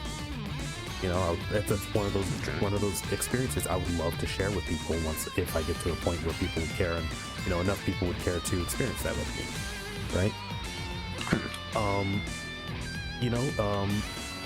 Games like Berserk Boy, which I was playing, last stream? Not last weekend, but it's so fun. Gravity Circuit, one of my favorite games of the last few years, and it was an indie action platformer. It was a nice bite-sized one, but man, it was so fun. I 100%ed that game. I actually 100% cleared it. I enjoyed it that much that I was compelled to find every single rescuable bot on every stage and get the 100% clear, and also unlock every single upgrade and skill. So I 100%ed that game, and that's not something I do a lot, right? But it was so fun, right? And it's just like Pal World. We had a blast with that. Dude, I usually only stream for 3 hours. We ended up playing Pal World. That stream ended up being 6 hours. Oh. Yeah. I wasn't there for the whole thing. You weren't there for the whole thing, but that was a 6-hour stream, dude. I got so just caught up in enjoying playing that game with you and Ved, right? Yeah. Like, and that's a completely an indie game, right? By a little indie Japanese indie studio. Yeah, I mean, like, my computer can't even, like, run it 100% yet, but I have played it, like, 2 other times after that stream. Yeah, and I played it another time after that stream. As still, like, dealing with the occasional chugging, but... Welcome, Tesla Kyle. Yeah, we're doing a podcast today. And I'm probably going to be doing this, I'm planning on doing it the last stream of every month is going to be the podcast. Sai will be here whenever he can, and even if he's not, I'll do it on my own. And I'll probably be here most of the time. And we'll get guest members every once in a while, like we used to. So, hey, you want to know a secret? What? I've been playing Picross this whole time. My God, dude. You Hey, with that. You didn't know. Uh-huh. Oh, man. Maybe that just helps you to, like, help center your brain or something. Yeah. But, yeah, I mean, whatever. Either way, you didn't even have to tell me that, man. Now I can't unknow it. Oh, Lord. But yeah, it's just like, honestly, I've been loving. In honor of Tesla Kyle, I wanted to. Oh, okay. Yeah, the chaos. But But yeah, no, like I've been loving indie games lately, and I think it's because they do avoid a lot of the modern design trends, or they do them better, right? That's interesting because I generally like that's something that I'm not as much into as you are. I don't really stay in the know of indie games, you know. Like they're obviously the ones you play are the ones you hear about from that, like me and others. Become basically not indie games anymore, like Shovel Knight. Shovel Knight. Yeah. Yeah, but you know, it's just it's one of those things. Like modern game design, yeah, like I'm seeing the failings of it a lot lately, and just you know, it's a shame because I used to. Okay, another game I've been playing a bit recently, or I was playing for a while. Need for Speed Hot Pursuit Remastered. Not an old Need for Speed, not one of the ones that I grew up on the PC and GameCube. It wasn't that old, but it was one of the ones that was released on Xbox 360, PS3 by I think Criterion Games. Excellent game, and guess what? No open world. It's not an open world racing game. It's just you pick your mission, so to speak, and you play it straight into the action, right? Yeah, I never really played the. Yeah, it doesn't follow, but yeah, it doesn't follow that. You know, because like the modern trends are open world, right? And or social hubs, or whatever, hub worlds, open worlds, social hubs, all that kind of stuff. No, this game is literally pick it up, pick a thing, go. You know, pick your car, go, race. You know, and it's fun. It is fun to pick up sometimes and just play it on my Switch, right? It's a game I kind of just been playing for me, you know, when I have time, not really, you know, making content out of it, and it just kind of revisiting, you know, the past, because I grew up playing a lot of Need for Speed with Dad and with other friends. Well, ironically, there's a level of like, oh, you're not taking this thing so seriously, right? Oh, like things were back in the day when video games were smaller, right? That ironically sometimes can make a better product when you're just making it to be a fun little thing that you know just enjoy. Like, but sometimes these games, especially the AAA games, right, can get so lost in the sauce of like, wow, look at all these cool things we can do. Ooh, a bigger open world. Ooh, and that Graphics, ray tracing, photorealism. But it's not always, you know, the thing that. Not what makes the game fun. It doesn't and always make it better. Yeah. No, when the focus is fun. It's kind of like the equivalent of the concept of like Oscar bait movies, you know? Oh yeah, the game is made to win an award. Yeah, you make a movie that has certain themes, certain look and whatnot, because you're trying to impress the people who care about that particular thing. Like that just makes a lot of movies and a lot of games that are very samey, right? Corporatization. They're all gonna end up the same as each other because you're all appealing to the same people, the same thing. Yeah, no, absolutely. Like, and I find that funny too because, like, if you think about the Game Awards, right? And we know award shows don't really matter because there was that one Game Theory episode about Game Award games, basically. Yeah, just like what you said about Oscar aspects was the like open world games and whatnot. Open world games and story-based games that hit certain emotional story beats or whatever, right? Yeah, your Last of Us is. And God of War and I guess PlayStation Spider-Mans and and so essentially what you do, but then think about the two most memorable, right? Most recent ones, or two of the recent memorable, three actually. Yeah, the last three Game Awards were huge industry shakeups, and they're memorable because of that. Really? I did not know. 3 years ago. I did not care. 3 years ago. Oh, it was 3. It was, well, I don't think it was 3 in a row, but it was like 3 of the last 5. And so one of them was It Takes Two. Right. That game won Game of the Year. And that guy, it was headed up by a guy who was very much a, you know, screw the industry kind of guy, you know, screw the corporatization. But actually, I think he dropped the F-bomb live. So, you know, at the corporate bigwigs, basically. But, and the year, I think it was the year after that, or 2 years after that, Elden Ring won Game of the Year. And so many people in the games industry, like the more corporate side of things, were so mad about Elden Ring winning Game of the Year because it broke from those modern game design norms. I mean, it was open world-ish, but it was done in a different flavor. You know, it was honestly, it was a truly what open world should be. It was dense, right? Densely populated. There was a lot to do. There wasn't a lot of spans of emptiness, right? Because that's the big gripe with open world. You know, poorly done open world just feels very empty, very vapid, right? Yeah. Large spans of nothing to do. And then they'll try to counteract that by doing a lot of hold up a minute, a lot of collectibles, right? Ooh, what's that? Yeah, I Ooh, guess what's so. that? Ooh, what's that shiny thing? Ooh, what's that sparkly thing? Ooh, what's that sound? Right? But that's like oftentimes ends up being artificial density, right? It's not anything that really enriches the experience. It just pads out the time or the travel, right?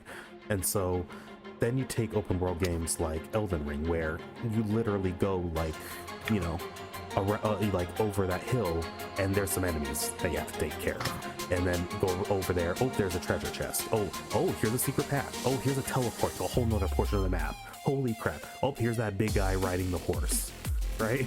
You know, it's just, oh, I can't fight him yet. I don't have a horse yet. Or I'm gonna brute force this and beat this guy before I even have my horse. You know, that freedom of choice and stuff, and that density. That's what open world should be. That's what they did. But then they also still had that same From Software focus, right, and challenge.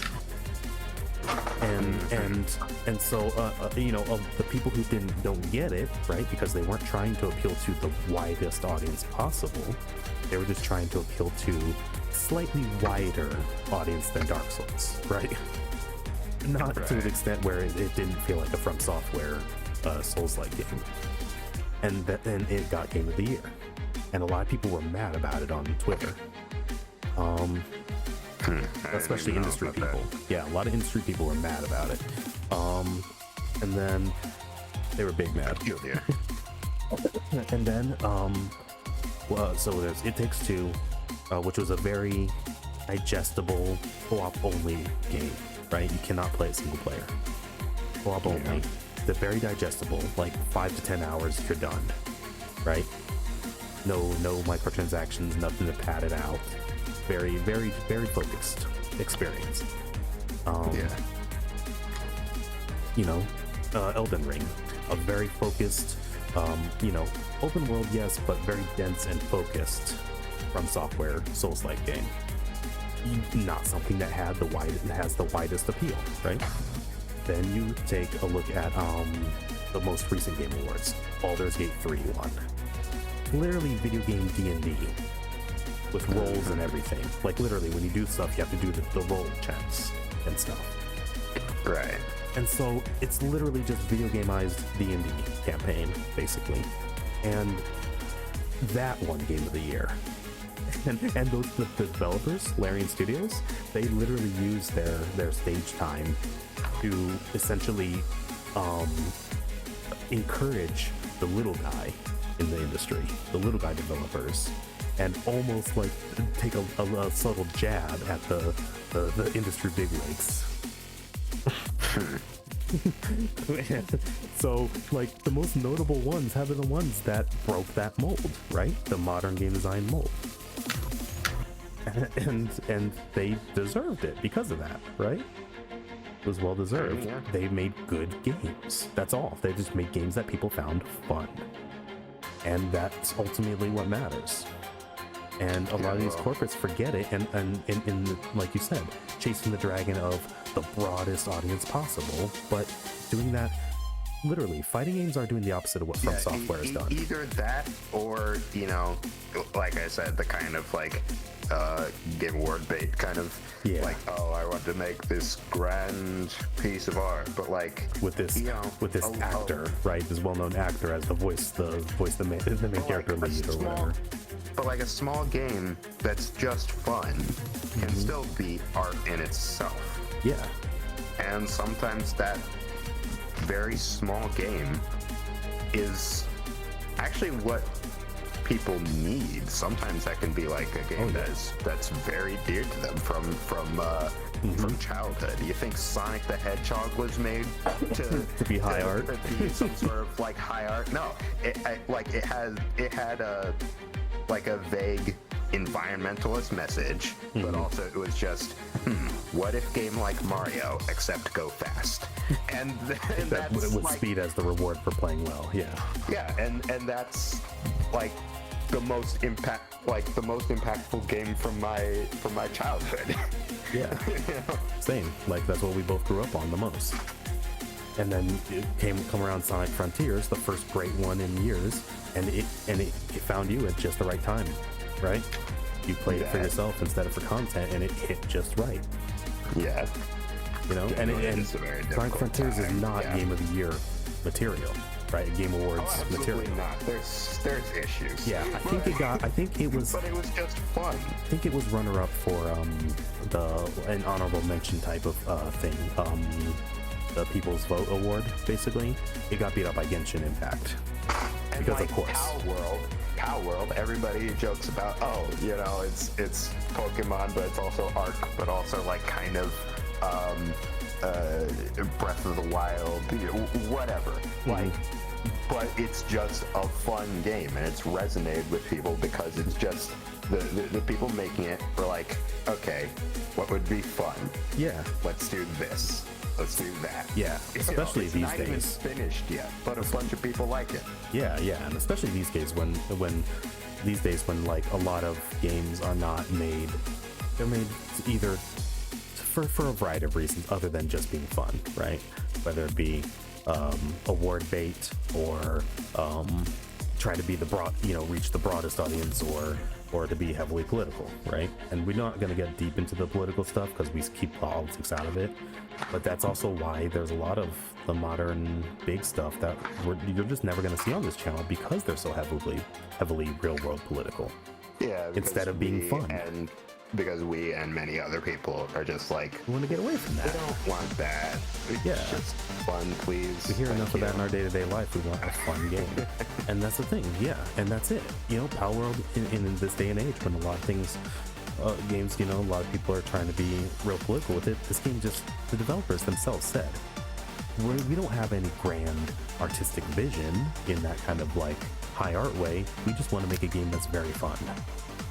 Yeah. That's it. That's all they said. We want to make a game that's really fun. We're not trying to be the most innovative or groundbreaking, changing things, changing lives. We just want to make a fun game. And honestly, that's what we need more of.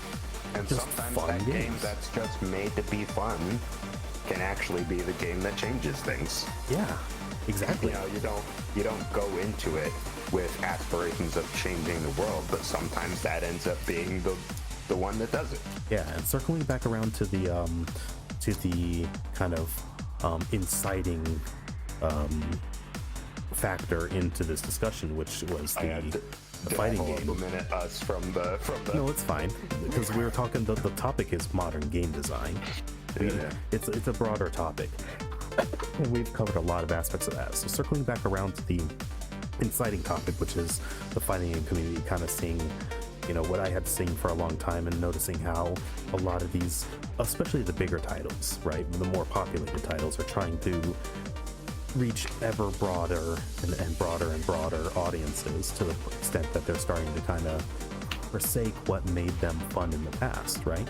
That's the thing. It's that dichotomy. I think they're trying to focus more on broad mainstream appeal a bit too much, and they are forgetting what made the games fun for the people who have loved them for 10 plus 20 plus years, right? And there's a balance to that for sure. Like, you do want to make certain changes like Monster Hunter did, right? With Monster Hunter World and Monster Hunter Rise.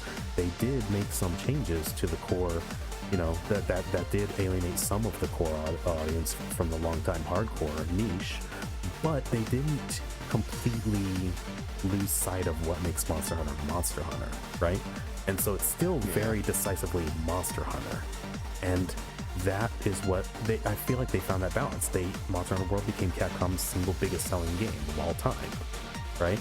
And it's still very Monster Hunter, even though it lacked a lot of the stuff that old school Monster Hunter fans may have liked for the immersion, but because for a broader audience that was inconvenience. Drinks. Yeah.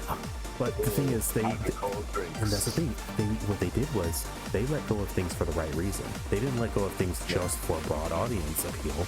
They let go of things but they said, yes, this may be an immersion factor, but it's also a frustration factor for many people that takes away from the fun. They remembered it's a video game. It's not a simulator game. You know, it's not a simulator, it's a video game.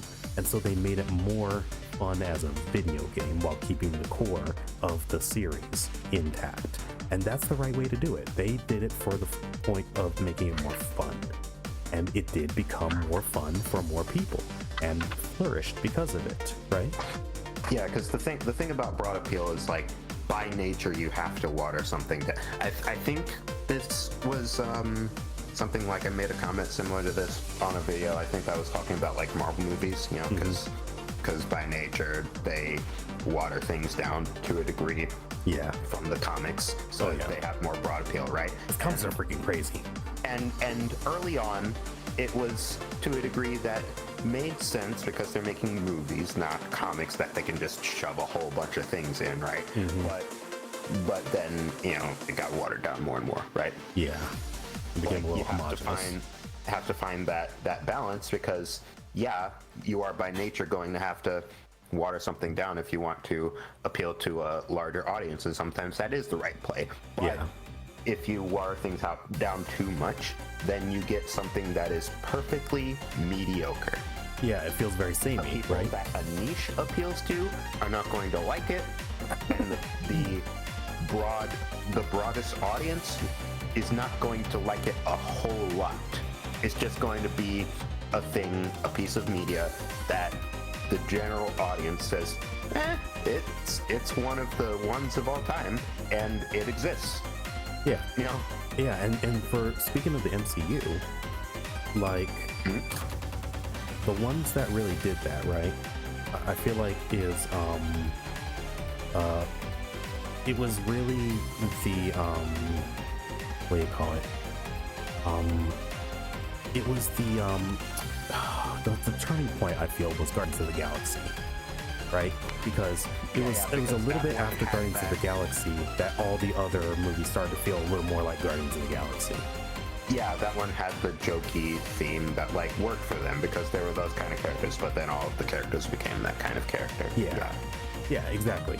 And so like up to that point, each Marvel movie felt distinctly different.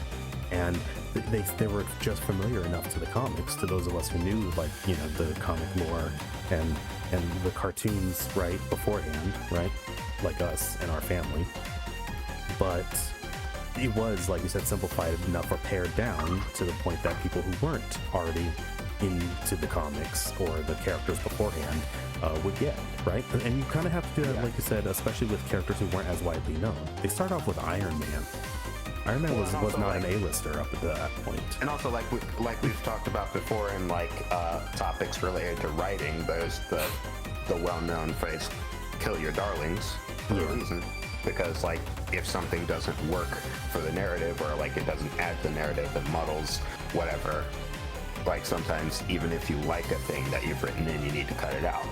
So you know, to a degree that applies to the comic book movies too. You know, sometimes they had to kill some of the comic book fans' darlings, where like you couldn't fit this weird thing, like random offsides thing or certain other character, whatever, into it, because you only have an hour and a half, 2 hours, and not like thousands of issues of comic.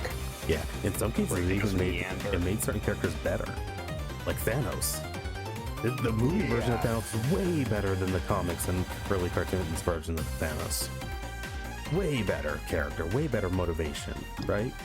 They've turned him into a Knights Templar type of villain rather than Simping for a simp. death. Yeah, exactly. Like he was kind of pathetic in the comments. Really, the reason why he did what he did was kind of sad, right? And then in the movies they made him a much better villain. Backstory to him in the comics later, but that's a whole thing. Yeah, but they definitely in the movies they nailed a really good version of Thanos. And then like Ultron, right? He's very different from the original Ultron. For some people, for worse, but for us, we actually liked him more. And it depends, right? He fit into the MCU. Well, because you remember I showed you those couple of panels from some of the more recent comics of Ultron, where they actually made him kind of an interesting character study into the mind of Hank Pym. True. But as far as the entertainment that we consumed as kids, the Avengers cartoons and stuff, it was kind of just a generic murder bot. Like, he's threatening because of what he can accomplish, but and sometimes you need a villain like that. Well, okay. Let me correct myself. They did, like with the show Avengers: Earth's Mightiest Heroes. They did kind of go into the pathology of Ultron with like him creating Jocasta, right, and feeling the need to have a wife. But right. Mostly, he kind of just was there to throw up the Steve Harvey clip. Yeah. And like, he like, and sometimes you do need a simpler, villain who's just a threat and not anything deeper. But when it comes to like the movies, I feel like when you have a limited runtime, you kind of gotta make the villain a bit more of a character, right? Otherwise, it feels bland. And that was a commonly pointed out problem of the MCU as well, with the like boring villains, like they're all kind of just no personality. Oh, Malekith is boring. Your Malekiths and your Ronan the Accuser. True, man didn't have much motives actually. Now I think about it. It was fine in Guardians of the Galaxy because that was a nice because it was a contrast to the heroes, right? The funny, quippy, lovable heroes. Yeah. So it was an okay contrast there. But like, I definitely like we were saying though, in terms of modern design, sometimes you can do it right if it's to enrich the experience, right? To make it a more enjoyable experience, whether it be games, whether it be movies, whether it be books, something that's an active participation, entertainment, or passive participation. If I can derail us another time here, but like it kind of goes back to something that you said prior in a different way though. But like the whole thing is variety, right? Yeah. Because another thing that has been pointed out in movies in general recently is like, or movies, shows, whatever, everyone wants to make a sympathetic villain now. And to the point that everybody is tired of it. Like, you can do a sympathetic villain that's really cool, that's really interesting, like you hear about it, and not necessarily like you can empathize with them without agreeing with them. Right? Yeah. But then people like Thanos. But then everybody started doing it. It's like, okay, whatever. And then one of the moments that people were like refreshed by a like just a pure evil villain, daggone Puss in Boots 2, right? With Jack Horner, like he's just bad, evil. There's nothing redeemable about him, and people loved it because you don't get that. Yeah, he's just an evil jerk. There's no deeper reason. He's just an evil jerk. From back in the day, like the old, early days of like animation and movies and stuff, most villains simply were irredeemable evil because they didn't want to portray, sympathetic villains. Evil characters as someone that you can sympathize with for other reasons, but due to mandates, they couldn't for a while. Yeah, in like Marvel Comics and such. And even in live action TV and stuff, they could not make villains sympathetic and likable. Criminals and villains. That obviously, at a certain point, got tiring to people because sympathetic villains started getting made, right? So it's all about variety. Like, neither one is inherently bad unless you do it poorly. But also, people just want variety. Yeah, and mix it up. Ironically, fresh. Puss in Boots 2 is also an example of that, because there was essentially, I believe, 3 antagonists which serve different purposes. Right. The wolf. And one of them was Jack. the wolf was just a different thing entirely, and then Jack Horner was just like pure evil, and then Goldilocks and the 3 bears like become allies. Basically, they're the sympathetic ones. Yeah, and so it's like, and that's the thing. So like you said, following, I didn't watch the movie, but like it's impossible to not know about the movie. But like you said, variety. It starts to get bad when the modern sensibilities become a trend that people are chasing rather than something unique, right? Yeah. And because I think if you're chasing a trend without having passion for it, then it's going to be missing that kind of intangible quality that people can feel. It's empty performatism. Yeah. And it's not art. Exactly. And it's a product. I think that's the problem with, like, going back into the gaming industry, the mainstream games, right? Not just fighting games, but like, the big AAA fighting games are trying to follow the mainstream trends and design for the greatest common denominator rather than focusing on, think about the old days, right? Yeah, we started in 2002. Just programming stuff and just figuring out what worked. Yeah, and that's some weird things in them games. Yeah, exactly. I mean, combos themselves were a bug in Street Fighter 2.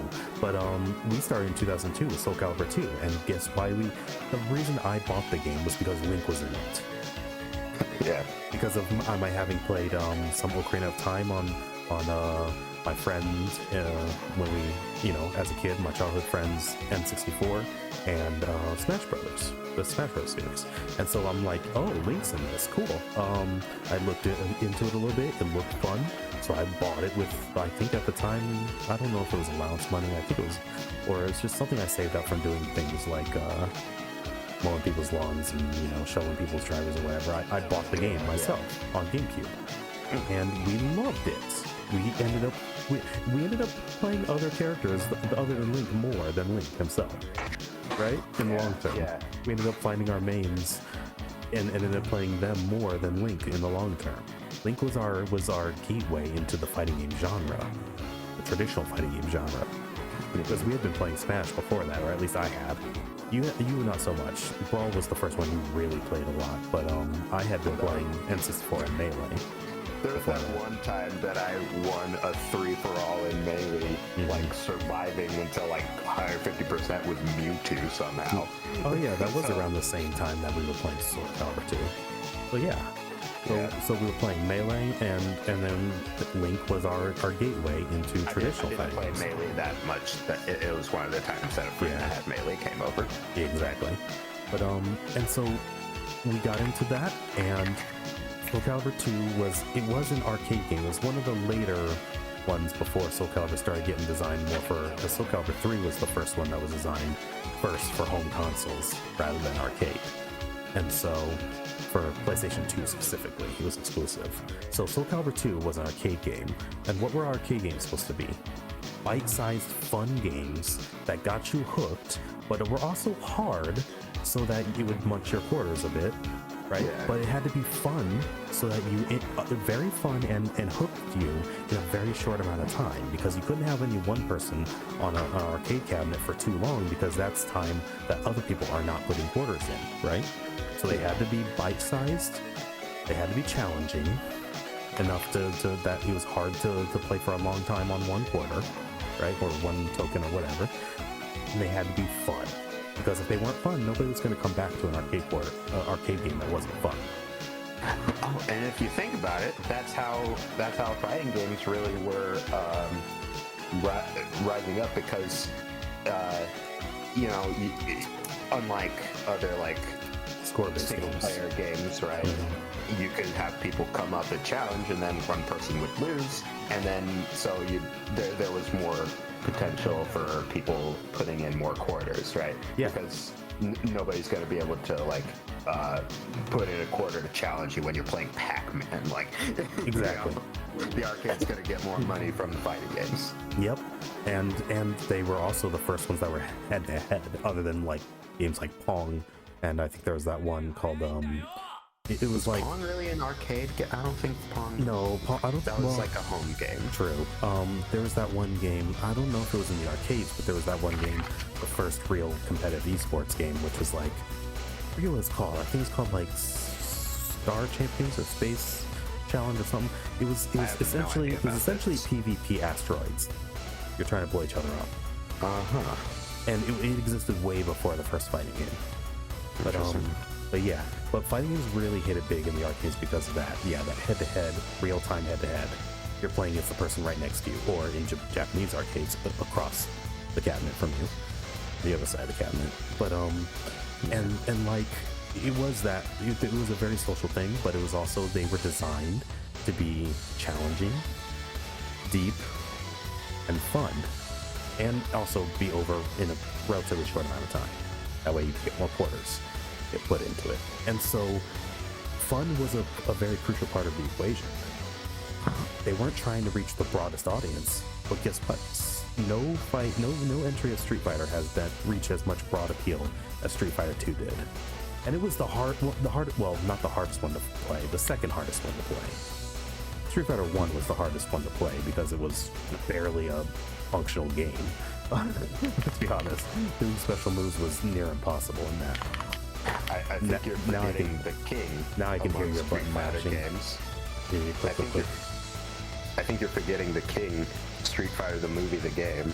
Oh yeah, but the thing is, like, because you remember we sat down, we stood up at a Street Fighter 2 cabinet that one time. You did? Yeah, remember you couldn't even do you had trouble doing a Hadoken and you couldn't even do a Shoryuken. The buffers are so bad, man. There was no buffer. There was no buffer. That was exactly it. So yeah, some of the new additions, right, do improve. Just not an arcade stick player. Yeah, but some of the new additions to these games do make things better, right? Like better input buffers and input recognition, right? And less strict or crazy like pretzel motions, like the SNK pretzel, right? Yeah. Or the Soul Calibur IV Summon Suffering command grab, doing freaking figure 8 crap and whatnot. It's nuts. Like, those are nutty inputs that don't need to be in there. I completely get it. I remember right? the other day. That's a quality of life. Those discords. We were talking about like really strange motion inputs in fighting games. There's apparently one that you draw, like, let's call it a star. But yeah. Like, oh no, I think that was Ivy's command grab. Yeah. No, I think it's a different one. Sorry. Like not a big fighting game. Oh, but okay.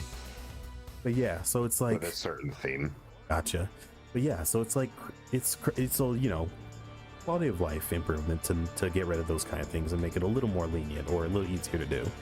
But and in reality, that's the kind of quality of life improvement that would make the game more fun for more people, right? So that's an okay change. But it's like when you start getting into the core of the game feel and kind of forcing players into certain things, right? Pigeonholing them. That's when it becomes an issue, especially or either pigeonholing players or really just beating players over the head with certain types of messaging and stuff too. Like all sorts of, anytime you have to force something upon the player, that's when it gets bad, right? If you think about it. Anytime you have to force something upon the player, instead of letting the player, you know, have the enjoyment of figuring some stuff out on their own or finding their own way, their own play style, right?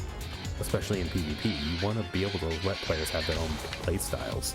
That's how you get variety, right? If everyone's playing the same way, then nobody's playing uniquely, right? Yeah.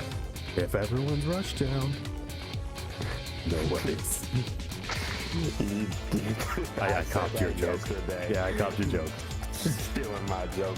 But you know, it's true. It's like if everyone's playing the same play style, it gets boring.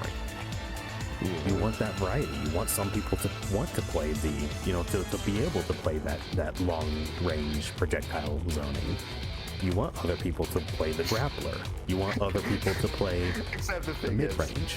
I've mentioned this to you before, I think like yesterday or something, but I've seen a lot of, because like, yeah, once again, I've been playing a lot of Grand Blue Fantasy versus Rising, and I think because of the fact that it's kind of like the like cross-section between an anime fighting game and a Street Fighter-like fighting game, it's a lot of people's first fighting game. Yeah. I've seen actually a number of people on that Discord coming in and being like, hey, I'm new to fighting games, I need help with this, that. Yeah, what do I do? Help. But I've also seen a number of times of the take of like, zoners are too strong, and everybody else there who knows the game. Yeah, it's like, no, zoners are historically bad in this. 95% of the people in the Discord who know the game are like, yeah, zoners are bad. No, right? Grand Blue Rising is one of the worst games for zoners historically in the genre. Yeah, like, and one thing that I sort of a phrase that I landed on as well, someone who was new to the game and wanted to play Vasaraga. Yeah, was be patient, not passive. Right. You know, because if you play passive, then well, you're getting bullied, and he is like one of two characters in the game that has a slow jab. So, you know, you gotta be preemptive with it sometimes, but not be like monkeying out on offense because he's a little slow. You know. Yeah. Where did I come from with this? Oh yeah, I was talking about how people were complaining about zoners, because the issue is it's perception, right? People's experience of things is partly about how they perceive it, and with how zoners play, right? They need to win so many more interactions, but if they do, then it just feels like they're inside your head. You know, they're telepath. They know everything that you're going to do. They're countering everything that you do. It can feel bad if you don't know what's happening. Yeah, for sure. Because they're like, they can answer everything that I'm doing. It's like, no, they just did answer everything that you were doing. You know? Yeah. There's a difference. Yep. And yeah, like you said, Grand Blue Rising specifically is one of the games like in which projectile users are worse, or at their worst. There's just elements of the core design that make them inherently bad, and that's the thing. Like, that is an aspect of modern design, because, you know, Street Fighter 2 was a lot of zoning, especially if Guile or Ryu were on screen. Yeah. or even worse. No, Guile and what's his name? Sagat. Tiger. Just how to play Street Fighter. Hadouken. No, there was a lot of that in that game. Yeah, and that's the thing. Like, people still had fun with the game back then. Yeah, there were people who got frustrated about it, but anyone who stuck with it, they figured out how to counteract it, right? The game didn't give them ways to counteract it. It didn't feed you tools that just nullify zone. Were there ways to counteract it? Oh yeah, there was. Now, if you ask anyone who's been playing for a long time, they will tell you that Claw, Balrog in American, he was the busted character in that game. He was the one that had so much mix options and jumping around, you know, with the flying Barcelona. And the Scout Terror and whatever. It was so hard to deal with him, and he wasn't even his owner. He had strong mid-range pokes with the claw on, you know, if you didn't have the claw knocked off, and he had so much mix-up. Left, right, high, low. He had all the mix-up, and he had reach like Chun-Li. So he was the best. It was more difficult to play him, right? Especially since he had some charge Yeah, like, because you had to charge down up. execute the flying wall jumps and stuff like to perfection in order to take good use of it. Like the spacing to be able to do his left right mix off the wall jump and the flying wall jump was crazy hard to do. But yeah, he wasn't easy to play, but he was crazy good. Like he made the zoners, because like think about it, you throw a sonic boom and he's flying at you from the wall, right? And coming at you from the sky, and you have to guess if he's coming at you from the left or right, you know? And it's just like he nullified zoners basically. Yeah, and he could also rush down people with the best of them. So he was the busted one. And in the early versions of Street Fighter 2, or the earliest version that he was playable in, if you were on the stage with the chain link wall, you could also do the wall climbing. Right. You could climb on the background chain. The original boss version from Street Fighter 1. Yep. So like he was crazy good. So like, yeah, there was a lot of that crazy stuff back then. They But actually people added that into like the final edition of Street Fighter 4 as well. Well, when you play against Vega or him as a boss, Well, no, specifically one stage where with the chain link fence behind him that a player Vega could just climb on the wall. Well, wait, no, not Balrog. He is Vega in America, right? Yeah, and Claw, just say so Claw. yeah, whatever, Claw. And they added that, and so that stage is actually banned in competitive. Wow. Because you can do that. Because that and gives him you're such an edge. And you can't. I don't think you can be hit while you're on the chain link fence. You can, but I think you can, but I think it was you could just climb so high that no one could even hit you. Right? And then you could just come down with the false swipe. Something like that. But yeah. You couldn't be hit. No, that or you makes could just sense. find a way. That makes sense. But yeah, I mean, heck, even if you look at Street Fighter 5, early on, a lot of people didn't like it because it was very sterilized, right? Simple. It was very strike throw mix. It was like very every sterilized. Strike throw mixes. They were chasing esports a bit too hard, and they eliminated, like, for example, almost every character had something that went straight through projectiles, right? And nullified projectiles. Oh yeah, and then in season 3, they took away invincible reversals. Only the heavy version was invincible from that point on. And then now none of them are except the X's in Street Fighter 6. They doubled down on that and then some. But yeah, and so they kept making these changes, but then it was during the last season of its life where they added a defensive mechanic because the game was very offense oriented. Big surprise there, but guess what? That's what happens when you have a Guilty Gear pro player on the development team as the combat director. Washige, no! He was the combat director for Street Fighter 5. Man, it's so sad that that's what comes to people's minds now. Like, leave the boy alone. But that, yeah. But he was the combat director for Street Fighter 5, which is why the game ended up being one of the most aggressive, offense-oriented and imbalanced towards offense. Because let's be honest, Street Fighter 6 it still is very offense-oriented, but there are more options for defense in that game. You have the alpha counter, you have the parry, right? And so yeah, but Guilty Gear has always been an offensive fighting game with a lot of defense on the first. Ever since the first game, that was just kind of put together with spit and duct tape. Yeah, Guilty Gear has been a very offensive. One guy was just like, "Hey, this would be cool." Yeah, but it was an offense. But yeah, so offense heavy with multiple meter, resource dependent defensive mechanics to offset that. Or to try and offset that. Sometimes successfully, sometimes failing.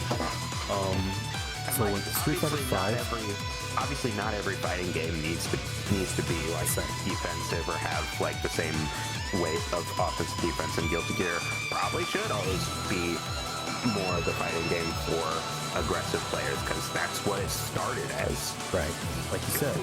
Well, yeah, like you said. Variety. It comes down to that. Freedom, because like.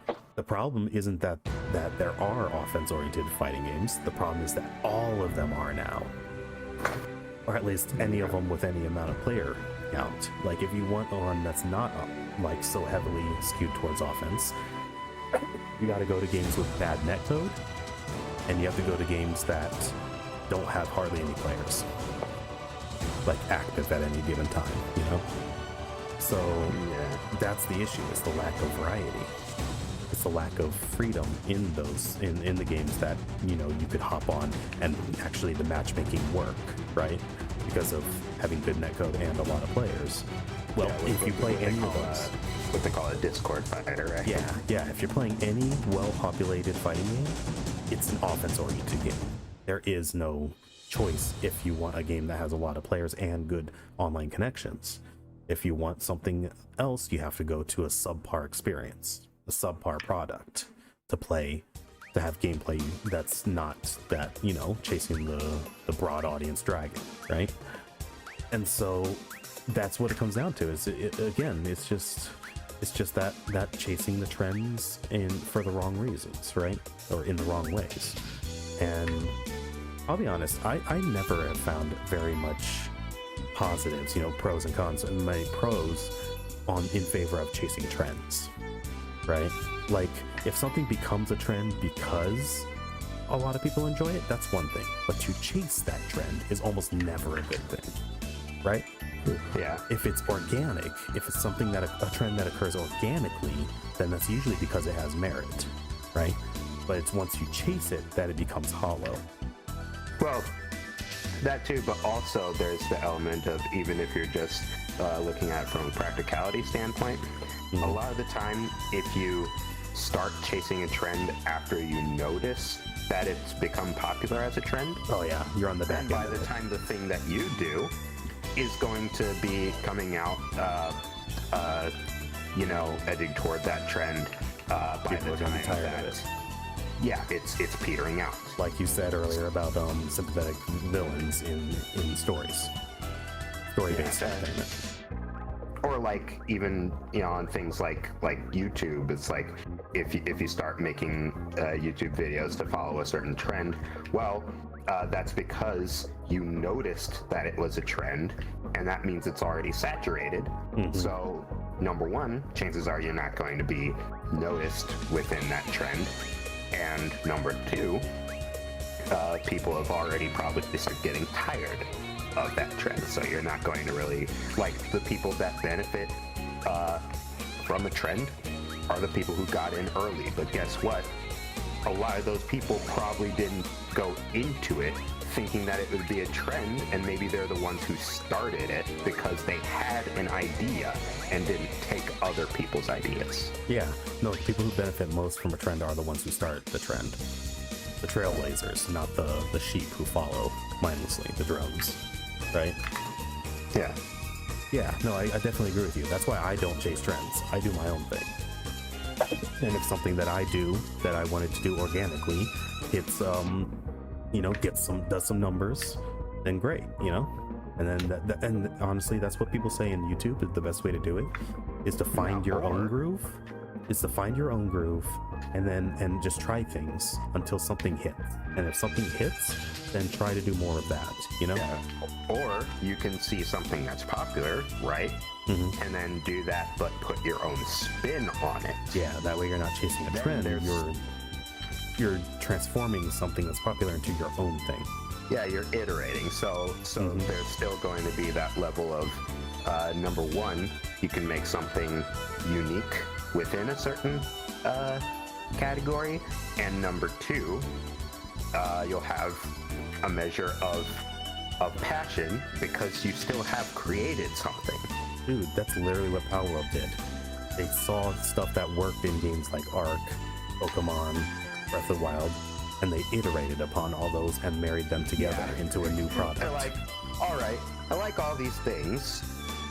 What if all of them? Yeah, but they didn't copy any of them one to one, because like even the Arc-like elements, there's a lot less of the clunky, you know, the inconvenience factors from Arc. Like for example, you don't have to manage your hydration, right? You do have hunger, but you don't have hydration. They're just kind of combined into one. You don't have, like, encumbrance is a thing, over encumbrance is a thing. but it's not as much of a hindrance, and it's not as often to happen from the get-go, right? Like the threshold is set higher from default from level 1. Like I have had much less instances of actually being over encumbered in Pal World than when we were playing Arc. And even when it happens, you can still move. So like there was a time where I was over encumbered and I was real close to my to a chest. So I just slow walked over to that chest and unloaded, you know? It wasn't such a big deal that it was like, oh, this is so annoying, you know? The main time that it happens for me is when I'm like mining ore. Yeah, and you're back at the base anyway. Ore is very heavy. And you're back at the base anyway, so there's chests nearby to store them usually. Always. Oh, okay. No, finding ore like out in places, yeah. I see. But it also starts showing you like how much weight you're carrying when you start getting within like 100 of the limit. But then there's also pals that basically are like pack animal pals that increase your carry limit. Oh really? You know, because in this game the collectible creatures also have the passive buffs and bonuses that they can add to you, the humans. Some of them. But, and so that's one of them. That it's basically like a pack animal kind of one, and it increases your carry limit is how it works. Yeah, but anyway, which is a simulacrum of the pack animal carrying stuff for you. You know. Yeah. Instead of having to tediously, like an Arc, unload stuff into the satchel on the pack animal, right? Yeah. See, they pared it down. They streamlined it and made it more fun as a game, right? Yeah. I mean, so they didn't just one-to-one copy paste let's go. They iterated on it. They iterated on the elements that they borrowed from other games, like you pointed out when we were talking the other day. Gliding, you know, because everything's copying Breath of the Wild's glider now, from Genshin Impact to well, Fortnite kind of already had the gliders actually when you were dropping, but you know, Genshin Impact copied it, and a lot of other games have copied the glider thing, like in Breath of the Wild, the way it works in that game. But in Pal World, your stamina drains way faster than in those other games. Yeah. So you really can't use it as much, right? And you have to be mindful, because like you can't glide and use up all your stamina before you drop into water right at the shore, because if you run out of stamina, what happened to Ved is going to happen. Hey guys, I'm out of stamina and I'm drowning. Yeah, that happened to me playing on my solo world too. I just straight up I tried to jump across like from one cliff to another because I saw there's a tree that has skill fruits. Yeah, but the first time I tried to jump across, I just whiffed it and I landed in the stream. Oh, and then you had to climb out, but you didn't have enough stamina to climb out. Yeah, I didn't have enough stamina to swim to where I could get out. And just drowned. Yeah, but so all that to say, if you are going with a trend, you know, put your own stamp on it, right? Like that's just you know, both for like creative integrity and also just for results, right? Like number one, if you're putting your own spin on it, then you're gonna, like I said, have some passion in it probably, and that can be, you know, noticed whether consciously or unconsciously. And number two, you might hit a slightly different niche within that trend, and thus have people there who aren't like, we've seen it all before. It's like, okay, this is doing something a little different. Let's see what's going on here. Yeah, that's why I don't get the short form video with trends and stuff, because it's just a bunch of people imitating doing the same thing, right? Okay, well, this is like a side road off a side road off a side road, but if we're talking about like the YouTube shorts, the fact is you kind of just have to do those because space on the home, like just opportunity cost, right? Space on the home screen that used to be normal videos is now taken up by shorts. Yeah. So thus, if you only make normal videos, then by necessity, you're less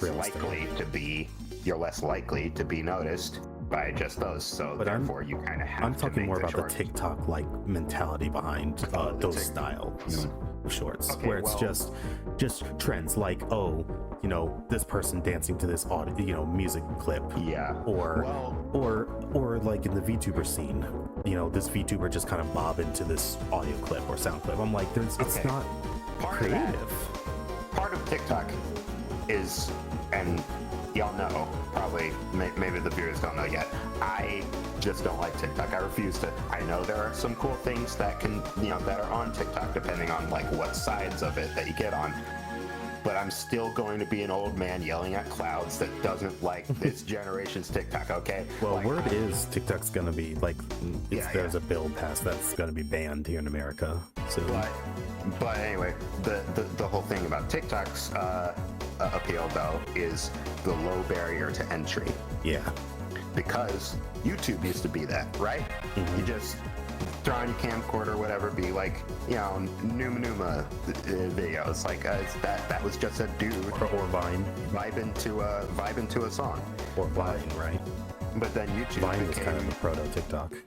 yeah, but YouTube became so you know, such a bigger thing, right? And the audience started expecting more, you Better know, quality. more production quality, you know. And so TikTok is that place where kids can kind of just go and you know, shoot a video on their phone. It gives you tools to like put in other audio, whatnot, and so it's just easier to do. That's why. Yeah, that makes sense. That makes sense. And now YouTube has implemented shorts, so they've kind of brought that element back, but by copying Well, TikTok. They're trying, but it doesn't really work Well, the same if way. this bill goes through and TikTok is banned in the US, then you know, YouTube is going to be back on top with that, because it'll be just YouTube and Instagram now. Yeah, but I don't think the same audience will just flock to YouTube Shorts, because they don't have like these different things, right? The like duets, you know, being able to just Yeah. like react to content so efficiently, you know. Well, or nothing the- else has that though. Or the built-in, you know, putting like different meme audios or songs or whatnot. Like YouTube Shorts doesn't have that either, right? You know, I think Shorts YouTube does have is that just- now. It If you create it on mobile. Huh. Yeah, I think they started adding some of those features that are on TikTok to the mobile version of YouTube Shorts.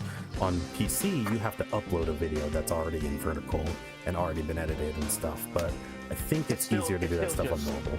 It still just feels like a pale imitation. And, you know, it's funny.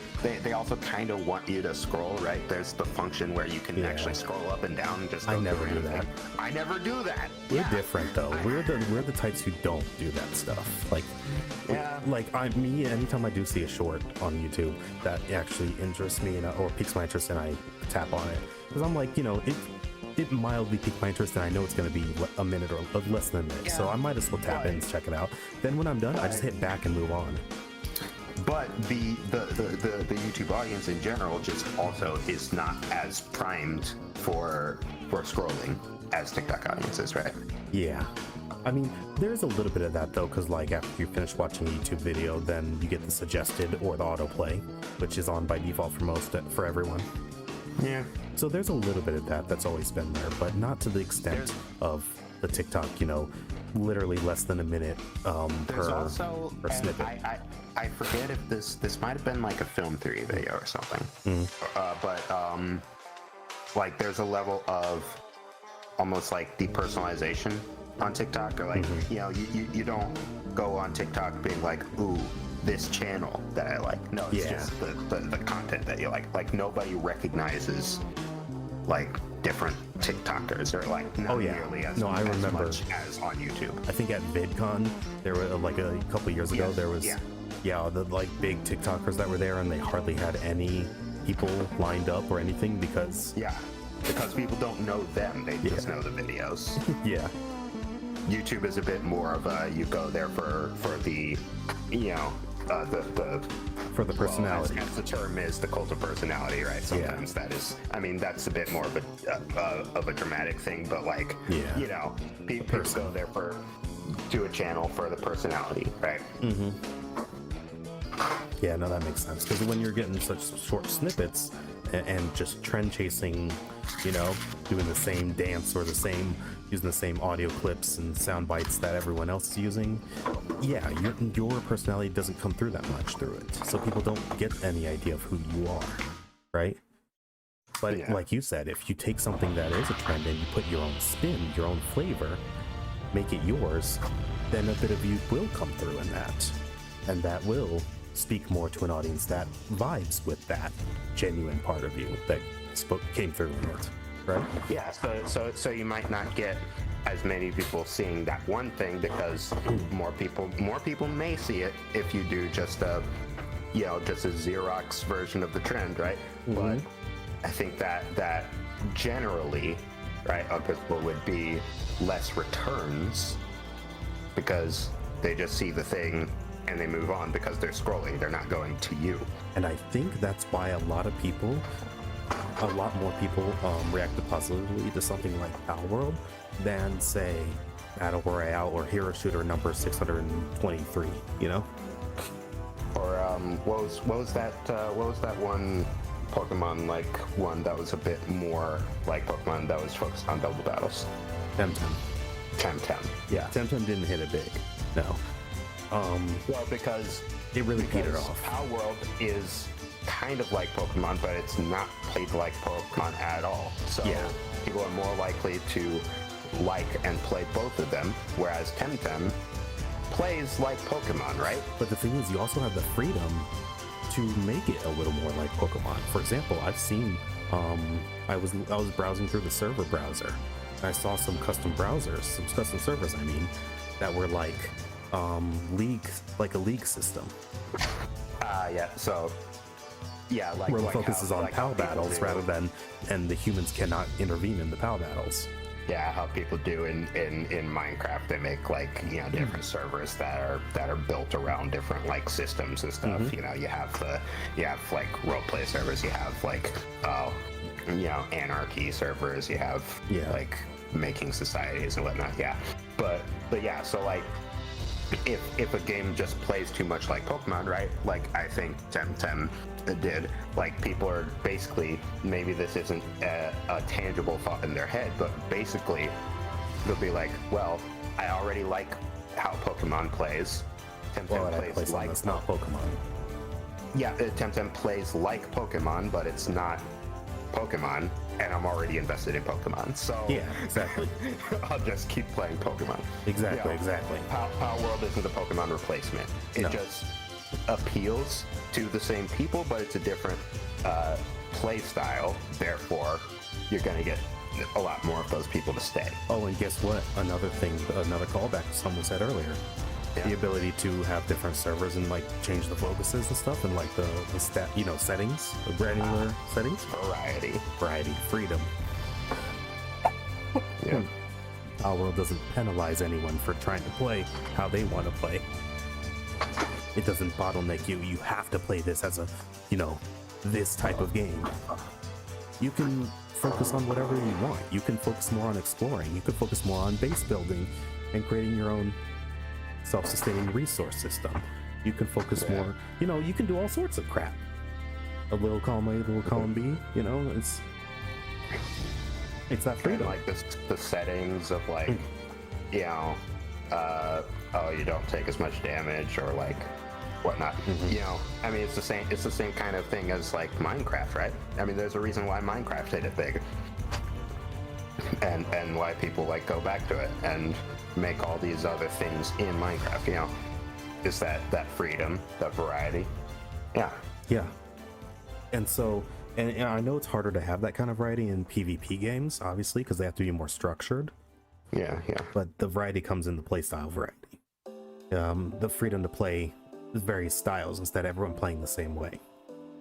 Well, so there can also be like, for the games that want to do something like this, there can be like the side modes, like Street Fighter 6 sort of dipped their toes into it with the different sort of party game like modes, right? Sam, you there? Yeah, sorry, I'm dying.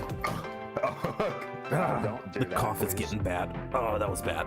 Oh, sorry if stream heard that.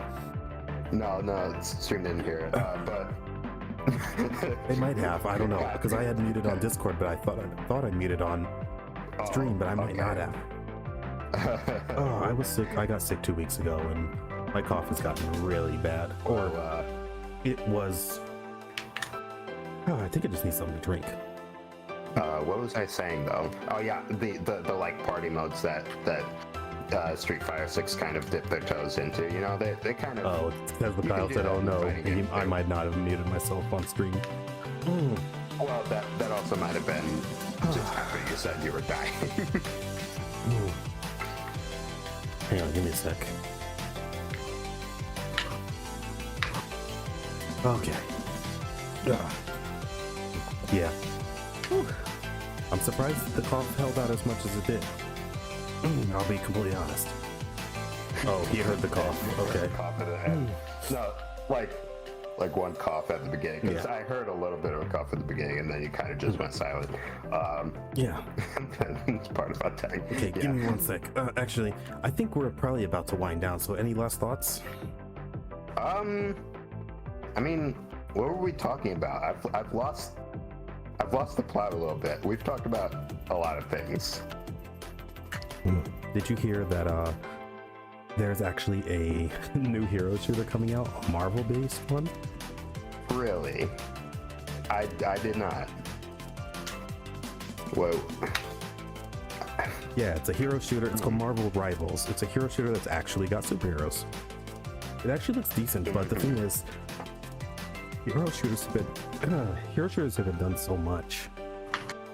It's kind of hard to do them in any kind of unique way, you know? Although this one is third person, not first person. And it makes sense. They want you to see the superhero characters, right? Yeah. And the skins. I always felt like that made more sense, actually. It depends. But yeah, it's just crazy. Like, you got to do something unique though, because it's already been done so much, and like, the hero shooter trend is kind of over, right? Yeah. That dragon's already been chased by so many different developers, and many of them didn't work out. Like Gundam Evolution, right? That one's been closed down already a while ago. Heck, the magic of Overwatch has been existing, but yeah, a lot of the magic of Overwatch has been lost. Paladins is still around, but it's not. I wouldn't say it's thriving. It's not. You know, it's not very front and center in the zeitgeist, right? Yeah. Last I heard, they also had a hacker problem. So, but that was a while ago, so I don't know. And like, you don't see like a ton of MOBAs coming out left and right and center, right? Yeah. That one's kind of already, that trend has passed, and you just have the ones that have weathered the storm, right? Lasted the test of time, that are still around, like League of Legends. I mean, you know, League of Legends is League of Legends. Like, that's the that's the abusive relationship that they're all stuck in.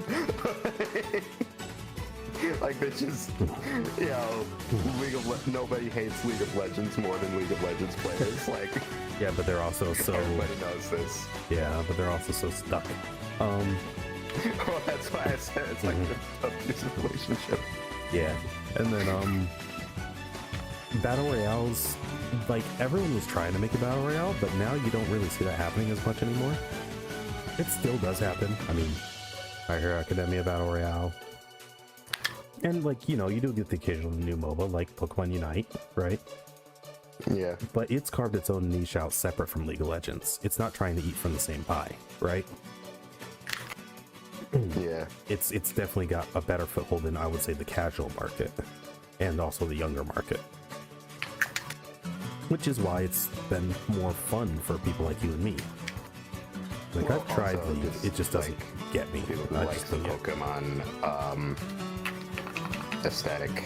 Yeah, IP recognition does help, but you know, it's definitely the only MOBA you and I still play, or have played for any decent period of time. Heck, it was one of my main It's actually the one game on my channel that gets the most views when I stream it. Well, back when I, when Overwatch 1 was a thing, and I was playing that, I played Heroes of the Storm once, like when they had a crossover promotion. Yeah, that was pretty You had fun. to play some Heroes of the Storm to get skins and stuff in Overwatch. And Heroes of the Storm was alright. It was definitely much more involved. Like I looked up a page about like, okay, how do I build this character, that character? But yeah, because you had to purchase the gear, right, with resource that you got through playing.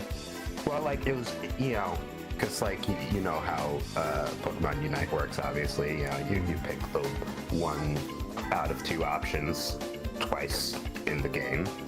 That's it. Because that's a more simplified version of like, you have like three different. I don't know the precise things, but it's more like you have like three different skills that you get throughout the game, and you pick between like three different options, and then throughout the game you can also get like modifiers for all of those skills. Right. It's a whole thing. Yeah. And sometimes people like will build differently according to how the game is going Or what they're seeing the opponents doing. Yeah, there's a whole metagame behind it there. It's much more involved. And most MOBAs are like that, because like League and Dota have the gold systems where you gain gold for killing minions and enemy players, and then you have to go back to base to then buy, equipment essentially. Excuse me. Yeah. But yeah, and then there are the occasional new battle royale, like the My Hero Academia one. Yeah, but it did put its own spin on it. Also IP, and that's also like IP recognition again as well.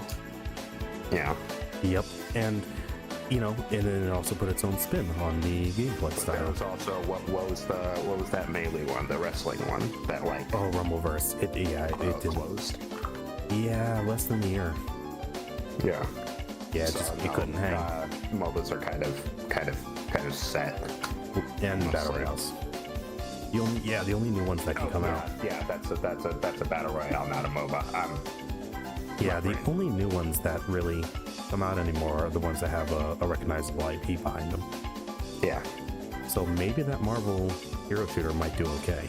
If it's solid enough, it would have a wide enough IP recognition to maybe keep it going. Yeah. If it's here's the thing, they need to make it sure it's fun enough for the casual market, the people who like Marvel, right? Like My Hero Academia has done, and like Pokemon Unite has done. They need to make sure it's fun first and foremost.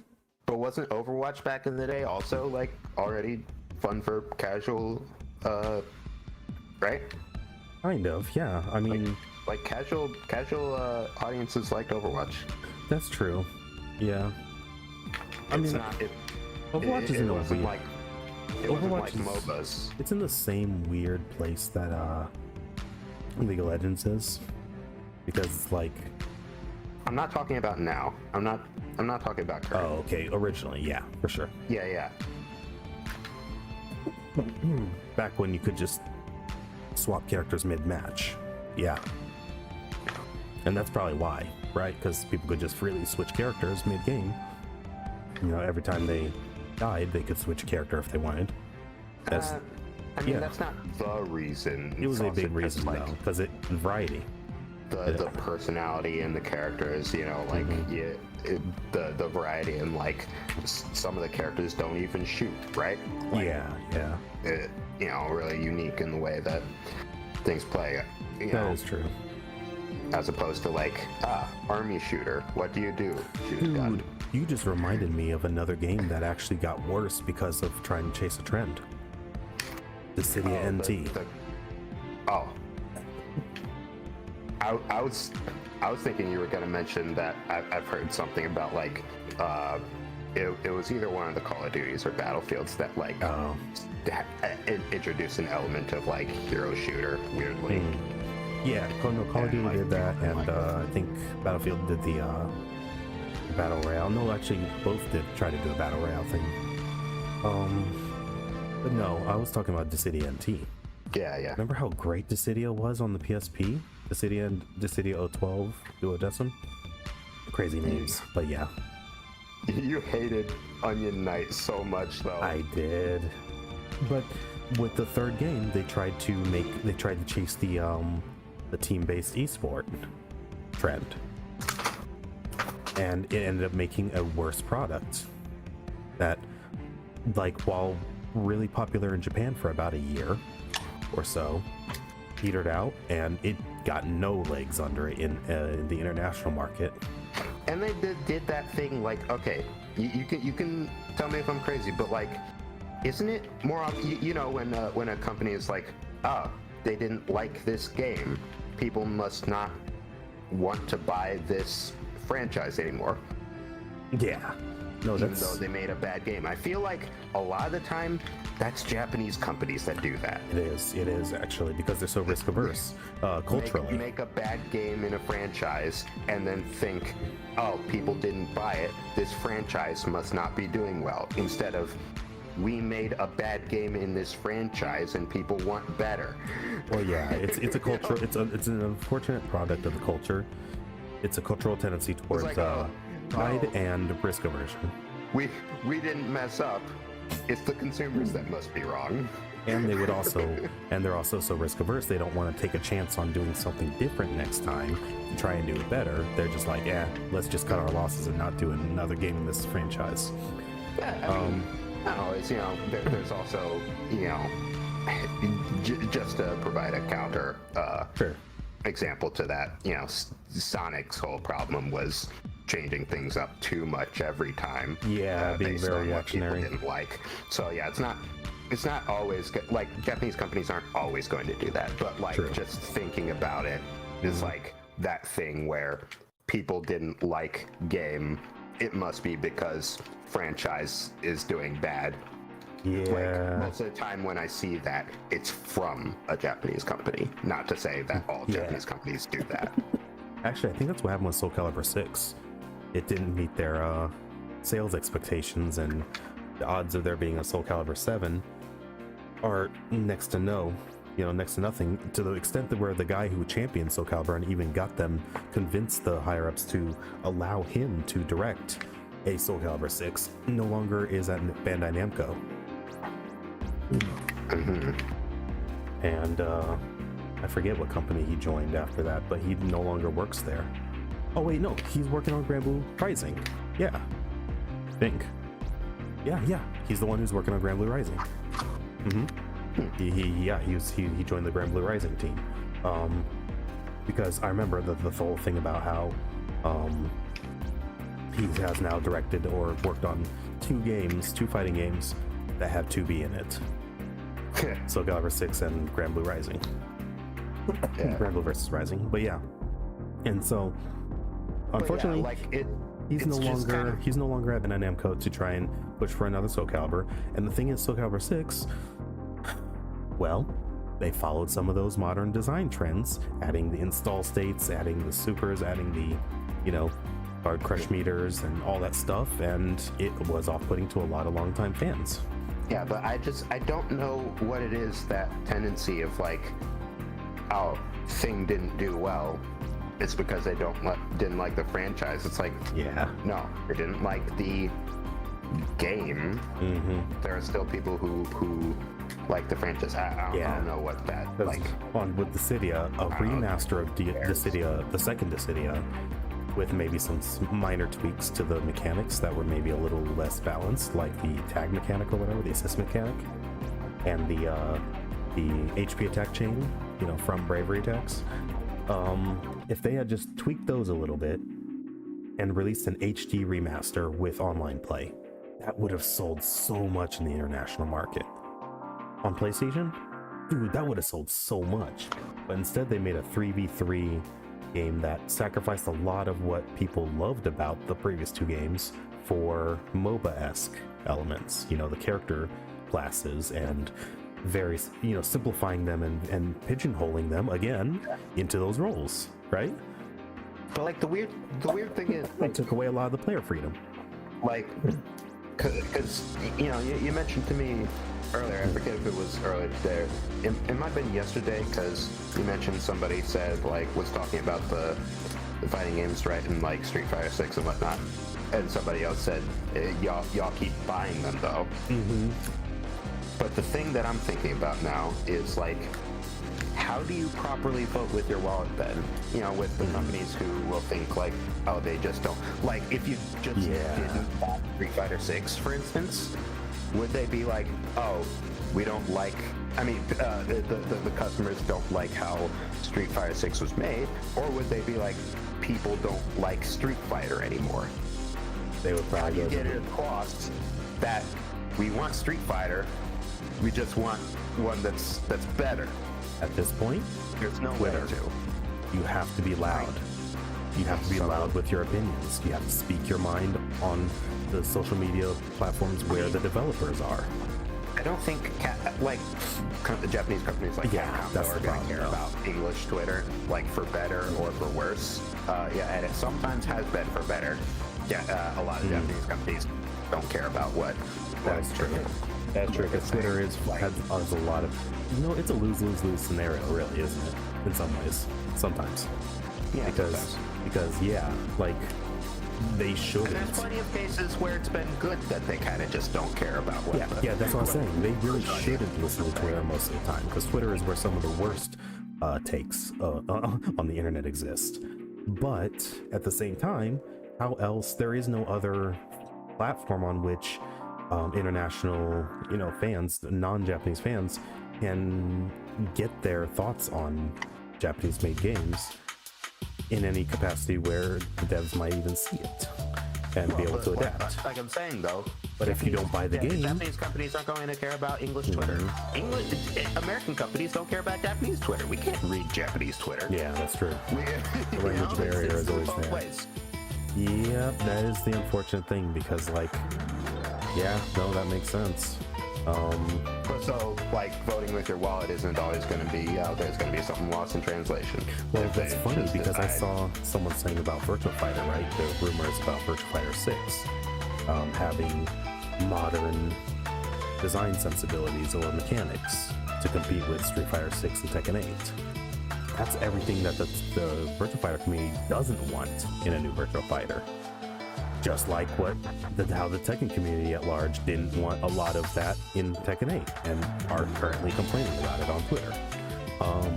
Or have discourse about it, right? It's kind of divisive right now. It's really dividing the Tekken community between those who are for the changes and those who are against the changes, just like with Guilty Gear Strive. And now, just in general, it's just expanding to the whole fighting game genre as a whole, because it's become prolific enough of a thing that people are noticing it to a greater extent now. It's not just an isolated thing like Guilty Gear Strive, right? Yeah. People are noticing it everywhere in the genre now, and now they're finally starting to realize what I had been saying for years. But I think now, though, because it's actually negatively affecting some people's experience, some people's fun, like it had been for me, that now they're starting to see it as a negative thing, when before it was only seen as a positive thing, right? More players, better, right? Because the genre was so niche for so long, so there was that mindset, more players better, but they were failing to see the downsides. That's all bugs. Yeah, but not always, no. Because the niche indie games and Discord fighters are still Discord fighters, right? Because they don't have the same design elements as these more populated but divisive ones. And it's so essentially, where was I going with this? It's my turn to have that moment. Virtua Fighter, right. I saw someone say in response to the rumored, modern stuff to compete with the newer entries of Street Fighter and Tekken, where they were like, this person's literally, honestly, it would be better for them to just let the series rest rather than to change it too much. Oh yeah, because the people that want a new Virtua Fighter, it's because Virtua Fighter, isn't isn't the ways that modern fighting games have been. And that's because there hasn't been a new entry for 15 years. And so since 2012 was the last new entry, because Ultimate Showdown was just a remaster of the 2012 entry of Virtua Fighter 5 Final Showdown.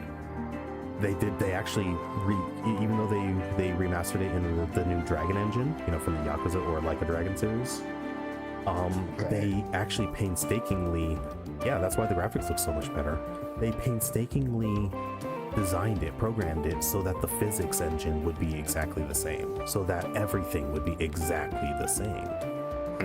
That's why Virtua Fighter 5 fans enjoy Ultimate Showdown, because it's literally the exact same game, just looks better, and is on modern, hardware, the PS4 and 5. Bring it to PC, Sega. Yeah, I want it. Bring it to PC, and you'll get to. I already have the game on PlayStation 4. I just don't want to pay for PS Plus to play it online, because I play nothing else on my PlayStation anymore. Not a PlayStation 4 boy. And you don't own one, so if you put it on PC, we will both definitely buy it. Yeah, they're just waiting for us, right? That's who they're.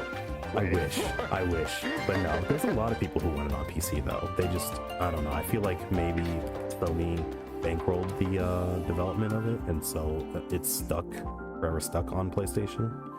I feel like that's the only explanation why it's not on PC yet, because it came out I think 2 years ago.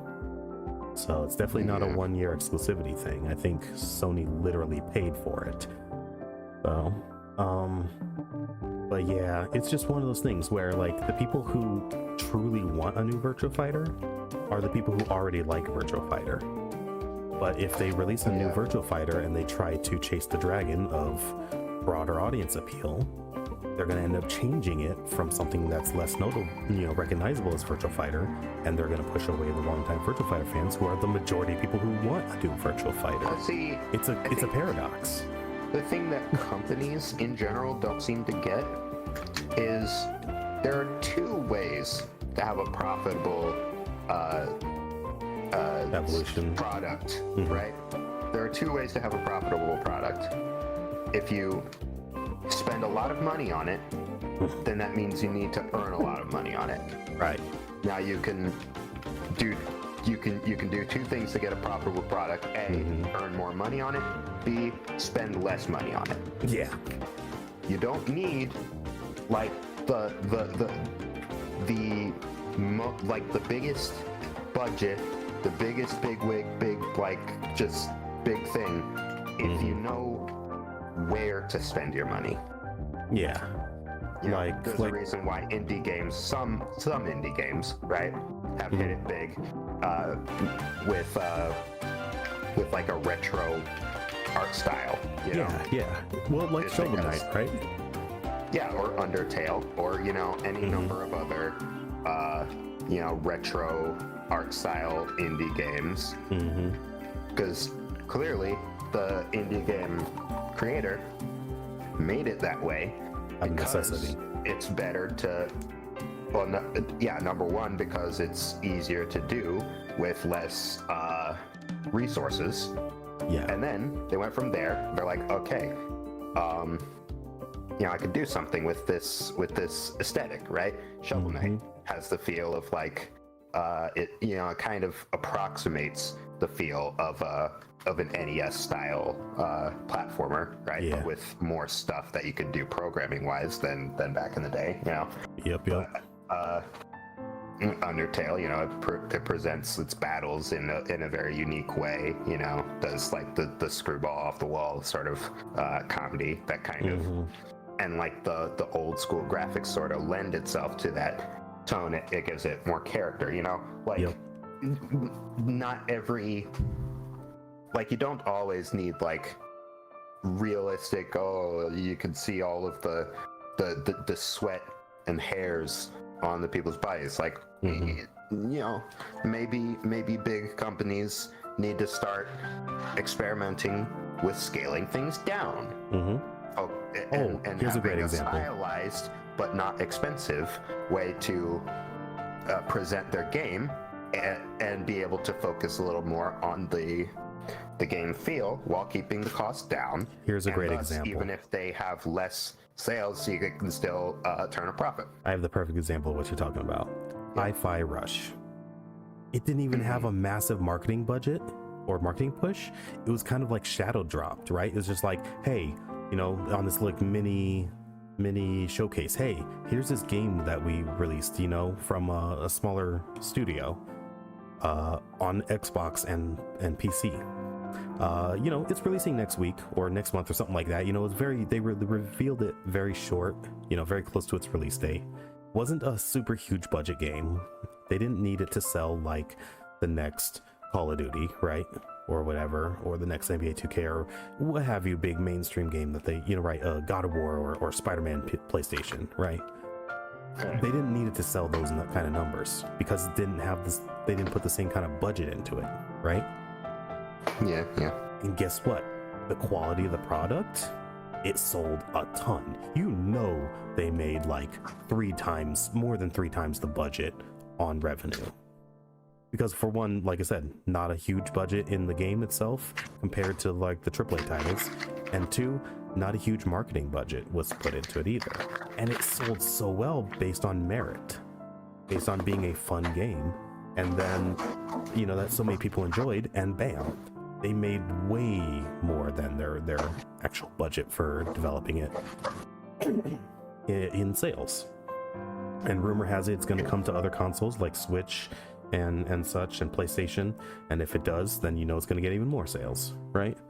And so it's one of those things, you know, like you said, manage the budgets. And that's actually something I've heard other people say about like anything that's trying to chase the mainstream, because, you know, the budgets are getting so high that they need more and more and more sales, infinite expansion, like you said. There is no infinite expansion. Manage the budget, and then you can manage your sales expectations, and you'll still make a profit. That's literally, and if you make a good product that people like, then it'll have some longevity, and you can sell some DLC, right? Some meaningful DLC, and that'll give you some more cash injection. It's a similar thing in movies, right? A lot of movies have been spending way too much money making the movie, and they just don't get back enough to actually, marketing too, but mostly marketing it can be like a third the cost of the production. It's crazy. Like making crazy special effects or paying like top list actors, you know. Big companies kind of just need to get more comfortable with making smaller products, right? Yeah, dialing it back a bit and just focusing on making a good thing out of a bit less, right? Yeah, making good stuff out of a bit less. You get to diminishing returns. Exactly. And I think we're at that point where it's like almost like a bubble, right? Like a bubble has to burst before the big companies realize, or not even realize, are forced to realize, and you know, have no other choice but to reduce their budgets, because they literally can't afford any. They can't afford the big budgets they were putting into before in order to then bounce back. It's a sine curve, right? It's an up and down kind of thing where I've noticed in like a lot of industries or a lot of growing niches, is you have the niche, right, that appeals to the hardcore audience that love that thing for what it is. Then as it grows to a certain point, once you approach mainstream growth, then they start trying to chase the ever expanding, broaden appeal, like wider appeal, and it starts to kind of lose its soul a bit, become more corporatized. Yeah, chasing the white whale. Yep, and then they keep doing that up until there's a crash. And then once that crash happens, then out of necessity, they go back to their roots, right? And when they do that, then they win back the hardcore fans and get some stability. And then it grows a bit more, and then they start chasing the white whale again, and then a crash. It's literally just, that's every industry that does that, if you've noticed. It's why the stock market is so volatile, right? I mean, there was, you know, the video game crash for a different reason, right, back in the day. Actually, the reason was because it was a bunch of soulless, crappy games. Yeah, the saturation of poorly made video games. Yeah, it was slightly different, but... Well, actually, get this. That's the direction we're moving in right now. Is games that are not being... The quality is not in keeping with the budget. Yeah, no, but see that other crash was because of like no budget, poorly made games saturating the market. You know, it wasn't spending too much money on the games and not getting enough that's true. Profit. It's a different thing. Yeah, I guess so. I do hope though. I mean, we'll see what happens. That's why people, like, you know, for the longest time, right, for the simplified version of it, people are like, oh, E.T. caused the crash of video game but market. No, that was the last straw on the camel's back. Yeah that it became the symbol of that kind of game. Yeah, because it was the last whimper before the crash happened, and then Nintendo brought it back with the Famicom or Nintendo Entertainment System. But yeah. So I feel like though we might be moving in a similar direction where like the chasing of trends and the going for the modern, you know, design and modern sensibilities in just all sorts of entertainment really is leading to worse products, like especially in Hollywood, right? But for different reasons, but like they're focusing on the wrong things, right? And it's creating worse movies, worse products, and as that happens, less money is going to come in, less sales, less money, less customer loyalty, right? And then eventually it's going to hit a saturation point where it's going to force some form of crash or recession, and then there will be no choice. The ones that remain, that survive that, will have no choice but to make things that actually appeal to the people who buy, right? Yeah. And the people who will continue to buy long term, and until they can attain some stability.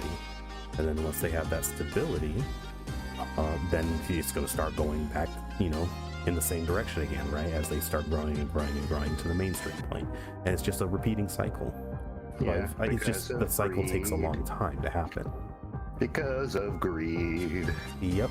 So I do feel like at this point, like the fighting game genre, that's going back to like that was the catalyst for this discussion, was the fighting community finally seeing, you know, this fact that I had been seeing for 5 years, more than 5 years.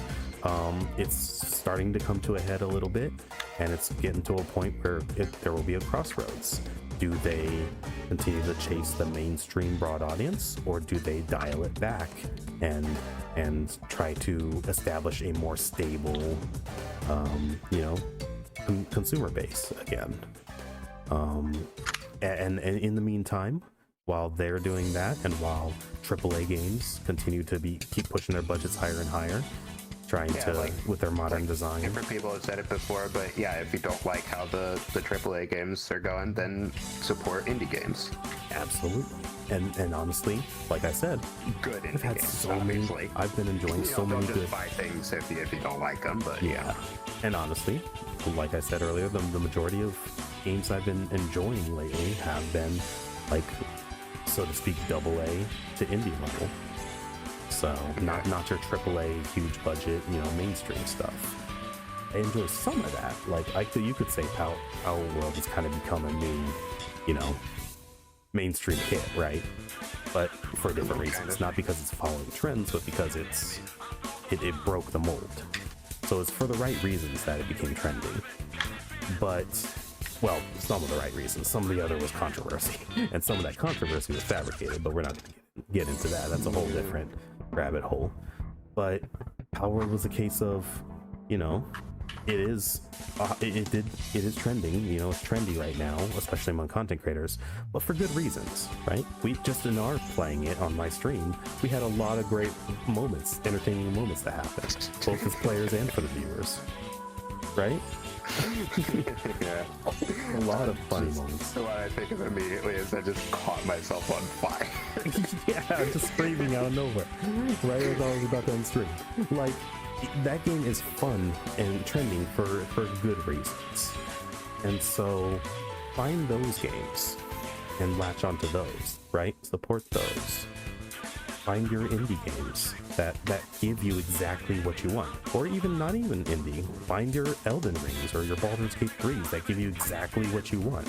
We know Baldur's Gate 3 is not it's highly popular, but it's not a mainstream thing.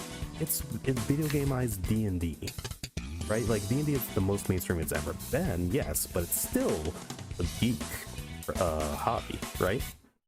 Yeah. Like you're not gonna go to a grocery store and you go to a grocery store and 90% of the people there have never played D&D, right? Yeah. I can confidently say that it's like a very high likelihood. So it's like, but Baldur's Gate 3 did gangbusters, and it was not a high budget game either. It actually was a relatively low budget game, especially compared to AAA games. They just put a lot of time and effort into it and a lot of passion, and it turned out well for them. And it won Game of the Year, deservedly. Elden Ring is not a massive budget game, but it definitely earned its acclaim, right? Like if you put Elden Ring next to I don't know, trying to think of a AAA game of a similar styling, but I don't know. Heck, you put Elden Ring next to God of War Ragnarok. God of War Ragnarok undoubtedly looks better graphically, but Elden Ring, they use their budget well. They went for a stylistic choice that's going to let it age better, and that lets it look good even on weaker, graphical fidelity. Right? You go out and you see that vast. Okay, Breath of the Wild, Zelda Breath of the Wild. It's running on Nintendo hardware. Nintendo hardware is never the strongest, but when people first played that game and they went out onto that overlook, that outlook that looked over the fields, and the piano, chords start kicking in, and you just see that expanse. That was an awe-inspiring moment for so many people, right? That was that moment where they realized, whoa, it gave you the scale and scope, and it just had impact. And that is not a graphically intensive game. It is not. It uses a cell shading style to hide the polygons, Yeah, but I did really enjoy Breath of the Wild too. I still haven't finished it because I have my issues of completionism. But like just. But that's not the most you were talking earlier about like open world games and like too many open spaces, but honestly, when I played that game, sometimes I just found myself enjoying the like majestic nature of it, riding my horse through the open plains, just like and that's because like environmentally, adventure. And environmentally and thematically, that's fitting. Right, so that works well in that kind of case. Like it didn't have to always have things happening. Like it almost kind of became a cozy sort of thing where I'm like, I'm just out here, man. Yeah, and then if you think about that definitely in contrast to like say an open world city, like the concrete jungle, so to speak. If there's not fun traversal mechanics, then it's not going to be that entertaining. Right, that's my opinion, but I feel like there's a lot of people who would agree with that. So yeah. I mean, I think one of the reasons why a lot of people like Spider-Man games is just by the nature of like swinging through the city is so fun. You really feel like Spider-Man. Swing around is so and do fun. slingshots and stuff. And if you don't get that traversal right, then it's a bad Spider-Man game. Yep, Sonic Frontiers. It wasn't like one massive open world, it was multiple open islands, but they sprawled pretty wide, and because of his mobility and speed and acrobatics, right, and the level design, right, it made it fun to traverse those islands, especially after you get the spin dash. That opens it way up. Now, I did see a criticism of Sonic Frontiers that I kind of agree with, that like I want to see their the like the platforms and system expanded on, because like as Sonic Frontiers is, all of your attacks and stuff kind of like came off of the homing attack, and is very like, okay, homing attack to this one, then do stuff, then homing attack to that one, then do stuff. Like if things could be done that don't branch off of homing attack, that could make it a bit more interesting, for sure. Like in some past Sonic games, like obviously there wasn't a lot of combat, but you could do like running around and do like a sliding spin kick, Yeah, no, and I feel like they're definitely going to expand upon that and really hone that in. Well, I hope so. Yeah, true. But Well, let's be honest, it's not guaranteed. well, actually, no. Whenever something is positively received, Sega does more of it. They need your reaction and go do 180s when it's negatively received. I mean, they haven't done it. They haven't brought Chow Garden back yet. True. That is true. It's like Sonic Adventure to Sonic Adventure 2, right?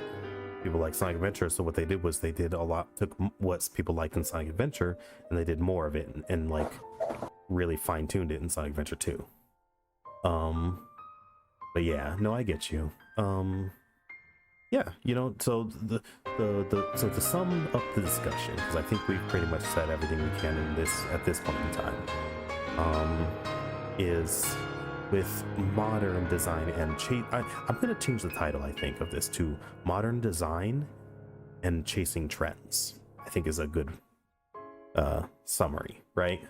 Because I think that is really what is wrong with modern design, is that chasing trends aspect of it, rather than doing something new and iterative and setting new trends and being truly creative, right? Taking some risks. Not being afraid to find your core audience and definitely keep them while iterating enough to, you know, fine tune, give some quality of life improvements, and do little things like that, and then market that the right way to reach some of a new audience. But you don't want to throw away the entirety of your old audience for the sake of the new audience. You don't want to throw away the core of what got you to where you are. Yeah. To chase the dragon. You don't want to throw everything away to chase down Moby Dick, right? You don't want to sell your whole life away. It's interesting. I heard you use the chase the dragon. I've never heard that term before. The one I know is the white whale. Well, usually, but usually chasing the dragon is referred to trying to chase something like for example, nostalgia, like trying to find a sensation again that you had in your childhood. So like for example, chasing the dragon would be like, I've actually heard it referred to by people like actually I've heard it used in the fighting game community as like almost a counter argument to people who don't like the modern design, as saying like, you know, you're trying to chase the feel you had back when you knew less about the games. Well, yeah, I've seen people talk about that, and they're talking about the common thing that happens with YouTubers. It's like, oh, you've changed, or I like the old insert YouTuber here. It's like, no, you liked the old me because you were in middle school or high school, and things were just different to you. It's not ever going to be that way again. So but the idea of chasing the dragon is like, this thing you saw once, you know, or experienced once, and you want that same experience again. But it's really hard to, because it's hard, because of one reason or another, right? Or it can be used in the case I'm using it here, is like, you got a taste of that mainstream success, and so now you're chasing it again, like Street Fighter or fighting games, right? Like Street Fighter 2 was the single most mainstream successful entry of the Street Fighter series. It has never seen that kind of mainstream success ever again. And Capcom wants it again, right? Yeah. But they're doing it the wrong way. That's why the term I'm using, chasing the dragon. They've experienced this thing, they got a taste of it, or they saw it, and they're chasing it. Yeah, the term like white whale is a bit more like chasing something that doesn't exist. So I've been using that. I think it's more fitting for the idea of like, the infinite expansion, right? Like infinite expansion is the white whale. Like you're not gonna get it. Yeah, and I hate that infinite expansion thing, especially in the field of sales, where it's like the companies are always wanting you to get more and more and more money, but it's like, dude, there's not infinite money out there. There's not an infinite amount of customers out there. You want to find a loyal customer base. If you think about it, that's essentially like what a pyramid scheme is. Just pyramid schemes go right to it. You know, like everybody has to get someone in under them, but you're gonna run out of people to get in under other people, so only the people at the top like truly benefit from it, you know? Yeah. Like all companies seem to like go to the same thing at some point, just pyramid schemes go to it quicker, you know? The part where it's untenable. True. So that's the problem, is like trying to get that infinitely expanding fan base, right? Player base, customer base. Yeah. It's not possible. You want to find the stable customer base or fan base. You want to find those people who are going to be loyal customers or loyal fans, return viewers, right? Those people who really, those are the people that are going to give you a reason to continue doing it, right? Whether it be making a product or creating content, even. And then be realistic about how much. And then be realistic about how much money you can put into it. Yes, like I have no delusions of grandeur that I'm going to be the next Mr. Beast, or that I'm going to be, you know, Mr. Beast puts he does put a lot of money into it, but yeah, but he makes enough money to do that. Yeah, he didn't start off having a lot of money to put into his stuff. Yeah, that's the thing people forget. He scaled up. Scale up, and that's okay. That's fine. You know, you can do that. That's just capitalism. The more money, if you make enough money to put back, you know, you got to spend money to make money, right? And then the more money you make, the more you can spend into it. But you do have to reach a plateau at some point, right? Like you said, if you get to a point where you start spending too much money, more money than you could possibly make back. So you got to keep an eye on like the economic state of the field you're in too. Like and I've seen some people say that like the YouTube state of videos of excess, right, is sort of starting to reach its peak. It's peaked and it's starting to die out. So you're starting to find people looking for stuff that's not that excess videos, right? You know, I spent $1 million on this thing, now check this out, right? Or like $1 thing versus $1,000 thing. Yes, those trends. Like Tesla Kyle says, we need to expand our audience, change the whole thing completely. You know, that's never the answer, right? It's you gotta stick with what works, and then just iterate on what didn't, right? Fine tune what didn't. Sometimes you gotta do a little out with the old in with the bathwater. Yeah, you gotta do a little out with the old in with the new, but mostly the things that didn't work is what you change. Yeah. Right, this computer didn't work, so I'm gonna trash it with my lightsaber. Let the past die. Burn it if you have to. Kill it if you have to. It's the line. Yeah, whatever. Yeah. It was. No, so like there's definitely a balance to be struck there, because you do have to let go of some things that don't work because they don't make your thing better, your craft or your product better. But the things that did work in the past, you kind of want to keep until they stop working, right? Yeah. And that's where a lot of people kind of lose the plot. They just think, I gotta copy what's working for others, but that doesn't always apply to you. Like I was saying, I have no delusions of grandeur that I'm not gonna be the next Shoto, right? He's the single biggest male independent VTuber. I'm not going to be him because I can't do the things he does. I can't offer what he offers. For one, his style of comedy is just not me. Not something I would ever be comfortable doing. It's not something, and I'm not trying to call him out as a negative example. It's just, it's not me. It's not something I could ever do. It's not my style. Honestly, I don't even know what a negative example you'd be giving because I know nothing about him. Yeah. Gotcha. But yeah, so, well, you have an idea of what's popular among male VTubers. So you kind of get an idea there. A lot of crude humor, and, you know, I mean, I get it. There's scenes for that. There's audiences for that. So you get your bag. Do your thing. But for me, I'm not going to be, that's not my audience. I'm not going to chase that white whale, right? I'm not going to chase that audience. You know, I'm gonna find what works for me and see what happens of it, right? You know, and I'm gonna enjoy doing what I do. That's why I decided to do this with the stream, bring back the podcast in stream form, since I don't have the time to sit down and schedule recording sessions like I used to. unfortunately, my current job just doesn't allow me the time.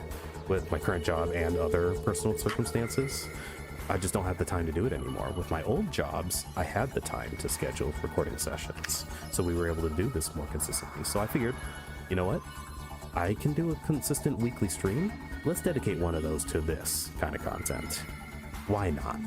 You know, I wanted to bring this kind of content back to my channel because I enjoy doing it. I enjoy talking about these topics in an intellectual manner and getting a lot of different thoughts out there and taking, you know, and this gives us the benefit of people in chat being able to chime in too. And then, you know, maybe get back to getting some guest members on, but of course that doing it live like this does limit who can join, right? Because they'll have to be available to come on during the time slot, right, in the day. But you know, that's what you do. You adapt, and you gotta do what you gotta have that passion in there. I enjoy discussion content. I enjoy talking about things. My voice is one of my strongest assets, and my mind is another one of my strongest assets. I like to put thought into things. I like to think on a deep, you know, level on a lot of stuff, and convey that into words, and then springboard, you know, like bounce it off of other people who can match me intellectually and match me in conveying those thoughts, and you know, challenge sometimes, right? Play devil's advocate, or have a completely different perspective entirely that contradicts mine, but I like the fresh perspectives. I like this kind of content, so I'm going to continue doing it. And you know, I'll sacrifice one gaming stream every month to do it if I have to. It's more variety, it's more of what I enjoy though too, and it's my style, you know. I decided to do it, and so this month is the first to do that. And we'll keep it going, and I'll keep refining this format as we go along, and all that good stuff.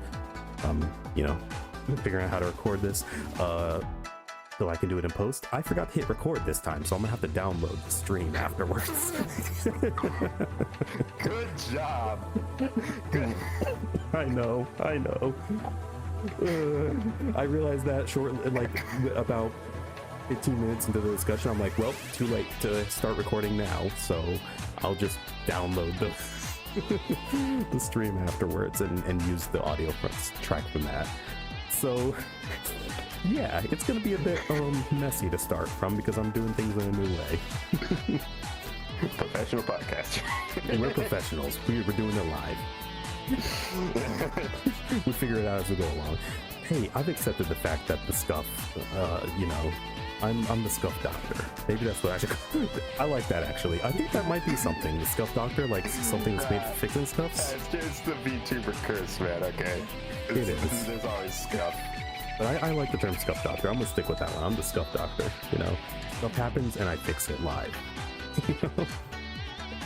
I figure it out as I go along. I've accepted that as part of just the experience, you know. Yeah. But yeah, you know, you gotta be able to have fun with it. I enjoy this content, right? I enjoy sitting down and talking like this, and so we're gonna keep this going. I think we can do this consistently for longer than we have on the previous runs, the seasons 1 and 2, just because I've already established that I can do a weekly stream, you know, every weekend, except when I'm sick, like last weekend. I was just too sick. I literally slept all day that Saturday and Sunday. And I still have the cough. Right now it's a dry cough, but I still have it. So it gets worse and it gets better. So, you know, I didn't want to put it off another week though. I just was dying at that one point during the stream because that cough got particularly bad then, and then it subsided a bit. I don't know what's up with that. I hope it goes away next week, or throughout the next week, because I'm tired of this cough, man. But anyway, I digress. This, yeah, that's where we're going, you know. I like to kind of end discussions with what can we take from it, and I kind of got into that already with, you know, I'm putting it into application in what I'm doing, right? I'm not chasing the white whale of what other people more successful than me have done, right? Especially if it's not my style. Because like put into perspective, man.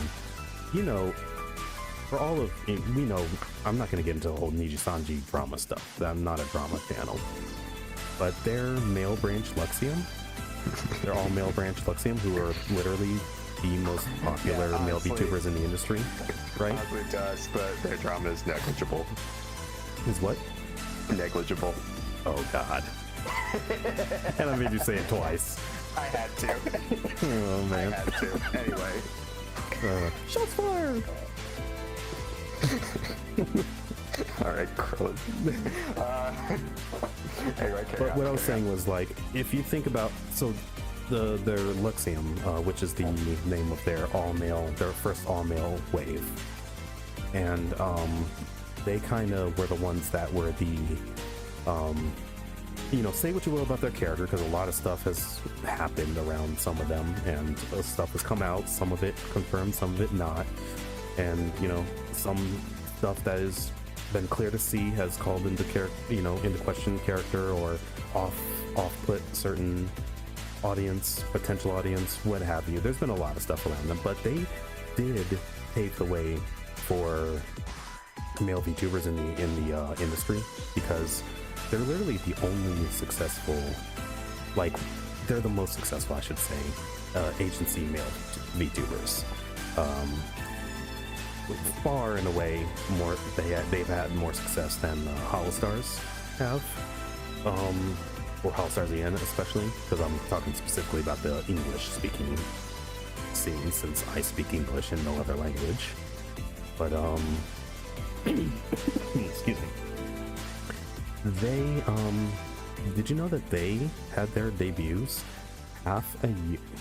I think it was half a year after I started using my VTuber avatar. Yeah, so I've been in the game for at least 6 months longer than them. I think it was like 6 to 8 months. I've been in the game longer. It might have been a whole year, almost close to a year. Okay, well, them in their current form, the people they hired probably were already, or like most of them were probably already streamers. But what they do that you know has been part of their success is not really me, not something I can do, would be comfortable doing, and it would not be genuine. It would be very disingenuous, right?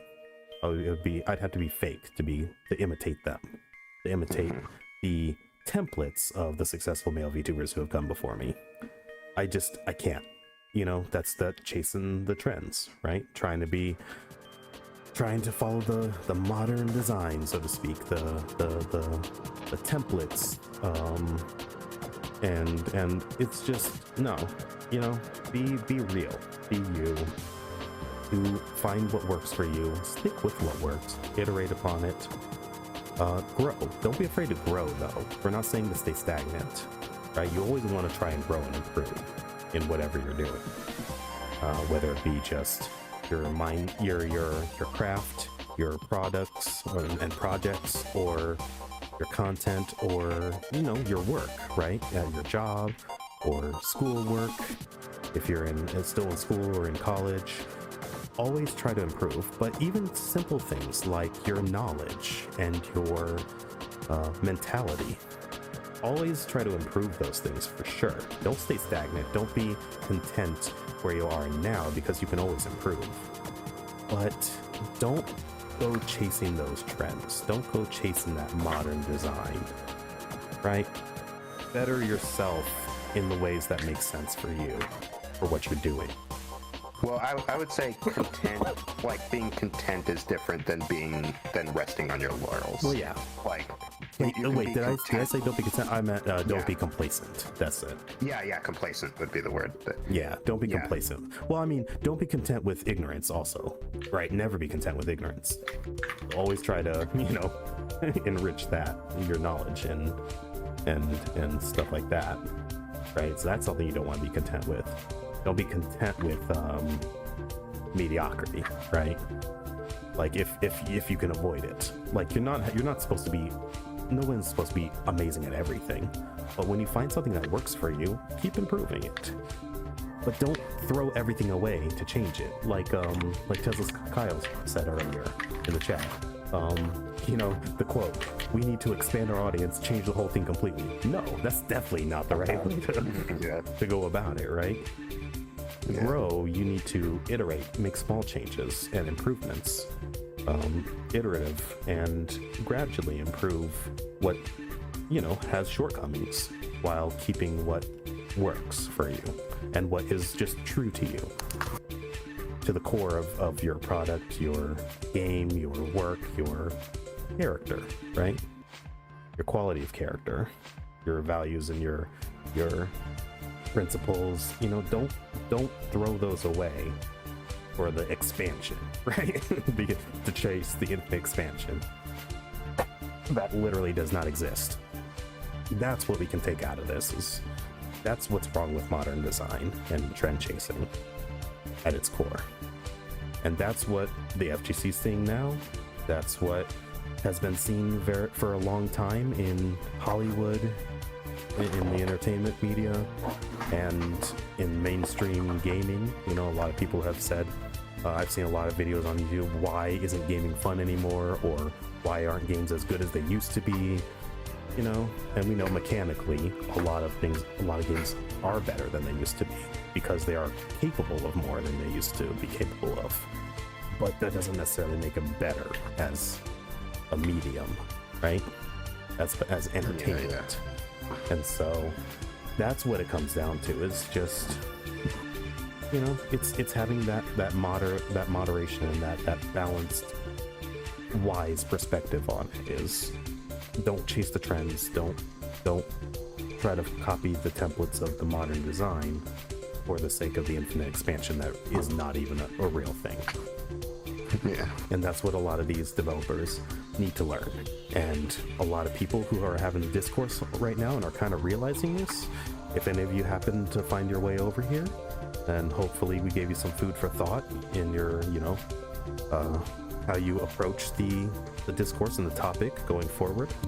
And, if you catch this, after the live, leave your thoughts in the comments. How this relates to what's on your mind, or something that this has impacted in your life, in terms of your, the things you enjoy that maybe got ruined because of changes, or maybe got better because they changed the right things, or how you may have implemented this in your own endeavors. Share your thoughts, share your experiences. We love that kind of interaction, and we will definitely try to catch all of those comments. And if you're catching this on the audio only form, there's probably not a comment section to type in, so feel free to talk about it in the reviews on whatever podcast platform you listen on, or feel free to share your thoughts on the episode over on Twitter/X. Yes, I'm saying that, using the hashtag CounterPickPod. Spelled exactly how it sounds. What? Calling out on Twitter.com. But yeah, that's the hashtag I have for this show. So, share your thoughts on there, and feel free to at me. s_factor_sam, just like it'll show on all the platforms where you see this as the author, or the channel. Yeah, at me, let me know what your thoughts are on the topic. Turning the mush mouth there for a second. Holy crap. But yeah, I think that's the signal to. Yeah, I mean, we're pretty much at the end. Yeah. We're just at the little ending rambles there. So that's the summary. That's it. Let me know what you think. Also give me feedback on this. If you catch this on YouTube, like it if you enjoyed it. Hit the dislike button if you didn't, because literally everything helps. All feedback is valuable information that I can use going forward. And even give me some feedback in comments or in tweets. Just don't be nasty about it. Be civil about it. If you're going to be nasty about it, I'm going to... It's funny. I have gotten some nasty feedback, actually, on my YouTube. And you know what I did? I didn't even, because it was, queued up, held for review, because of what they typed. But I looked at it, took what I could learn from it, as valuable information, and then I deleted it. Like the person was talking about spending too long at the, you know, pre-stream stuff, the talking or whatever in the intro video, saying it was too long, like when you're not you know, any kind of known name yet. And so I took that information, I was like, well, I did some market research, and I was like, yeah, you know what? I shortened my intro, and I, you know, if there wasn't anyone I was actively talking to, I shortened the intro portion, and you know what? Viewer retention went up. I actually got some positive results from listening to it in the right way. I took what was valuable from it, threw away the nasty part of it, and deleted the message and moved on, and applied it, and it actually helped. That's the way you got to approach those kind of things in this field, because people are going to be nasty. But I just ask, don't be nasty about it, be civil about it, so that I can actually engage with you. You know, if you're civil and you know, open to, you know, dialogue, which goes both ways, two-way street, then yeah, I'm gonna reply. We're gonna reply. And we actually like to be pretty active in the comments. You'll see Sai commenting on a lot of my uploads. Well, I generally will like go and look at the videos or shorts that I'm in, and I'll comment. But yeah, and so yeah, you know, let us know what you think. It's really, you know, that's kind of part of what makes this enjoyable, is getting feedback and interaction with the those of you who are listening, who took time out of your day to listen to our ramblings and our musings and our analysis and our goofiness, or me dying, coughing, or sorry, after the fact, if that hurt the ears. I hope not. I leaned away from the microphone, so hopefully it wasn't so bad. But yeah, you know, that's pretty much it for me. Sai, you, oh yeah, and then also, of course, you can find me everywhere at s_factor_sam. So I refuse to promote myself until I have anything to promote. You know this. I have no videos. Leave me alone. Well then, looks like you gotta start doing something so I can start quoting you. Should.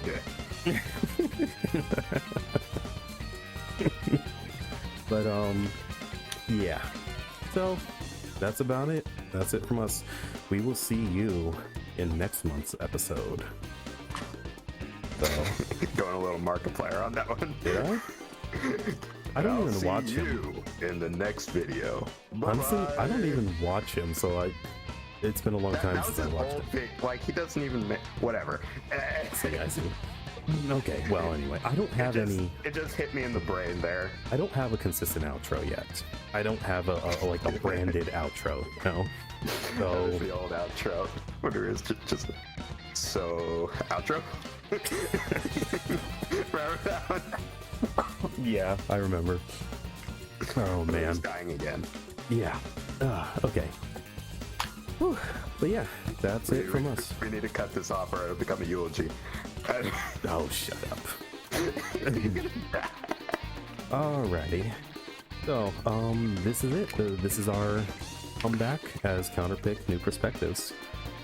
Season 3. Let's keep the ball rolling. See you next time. Later.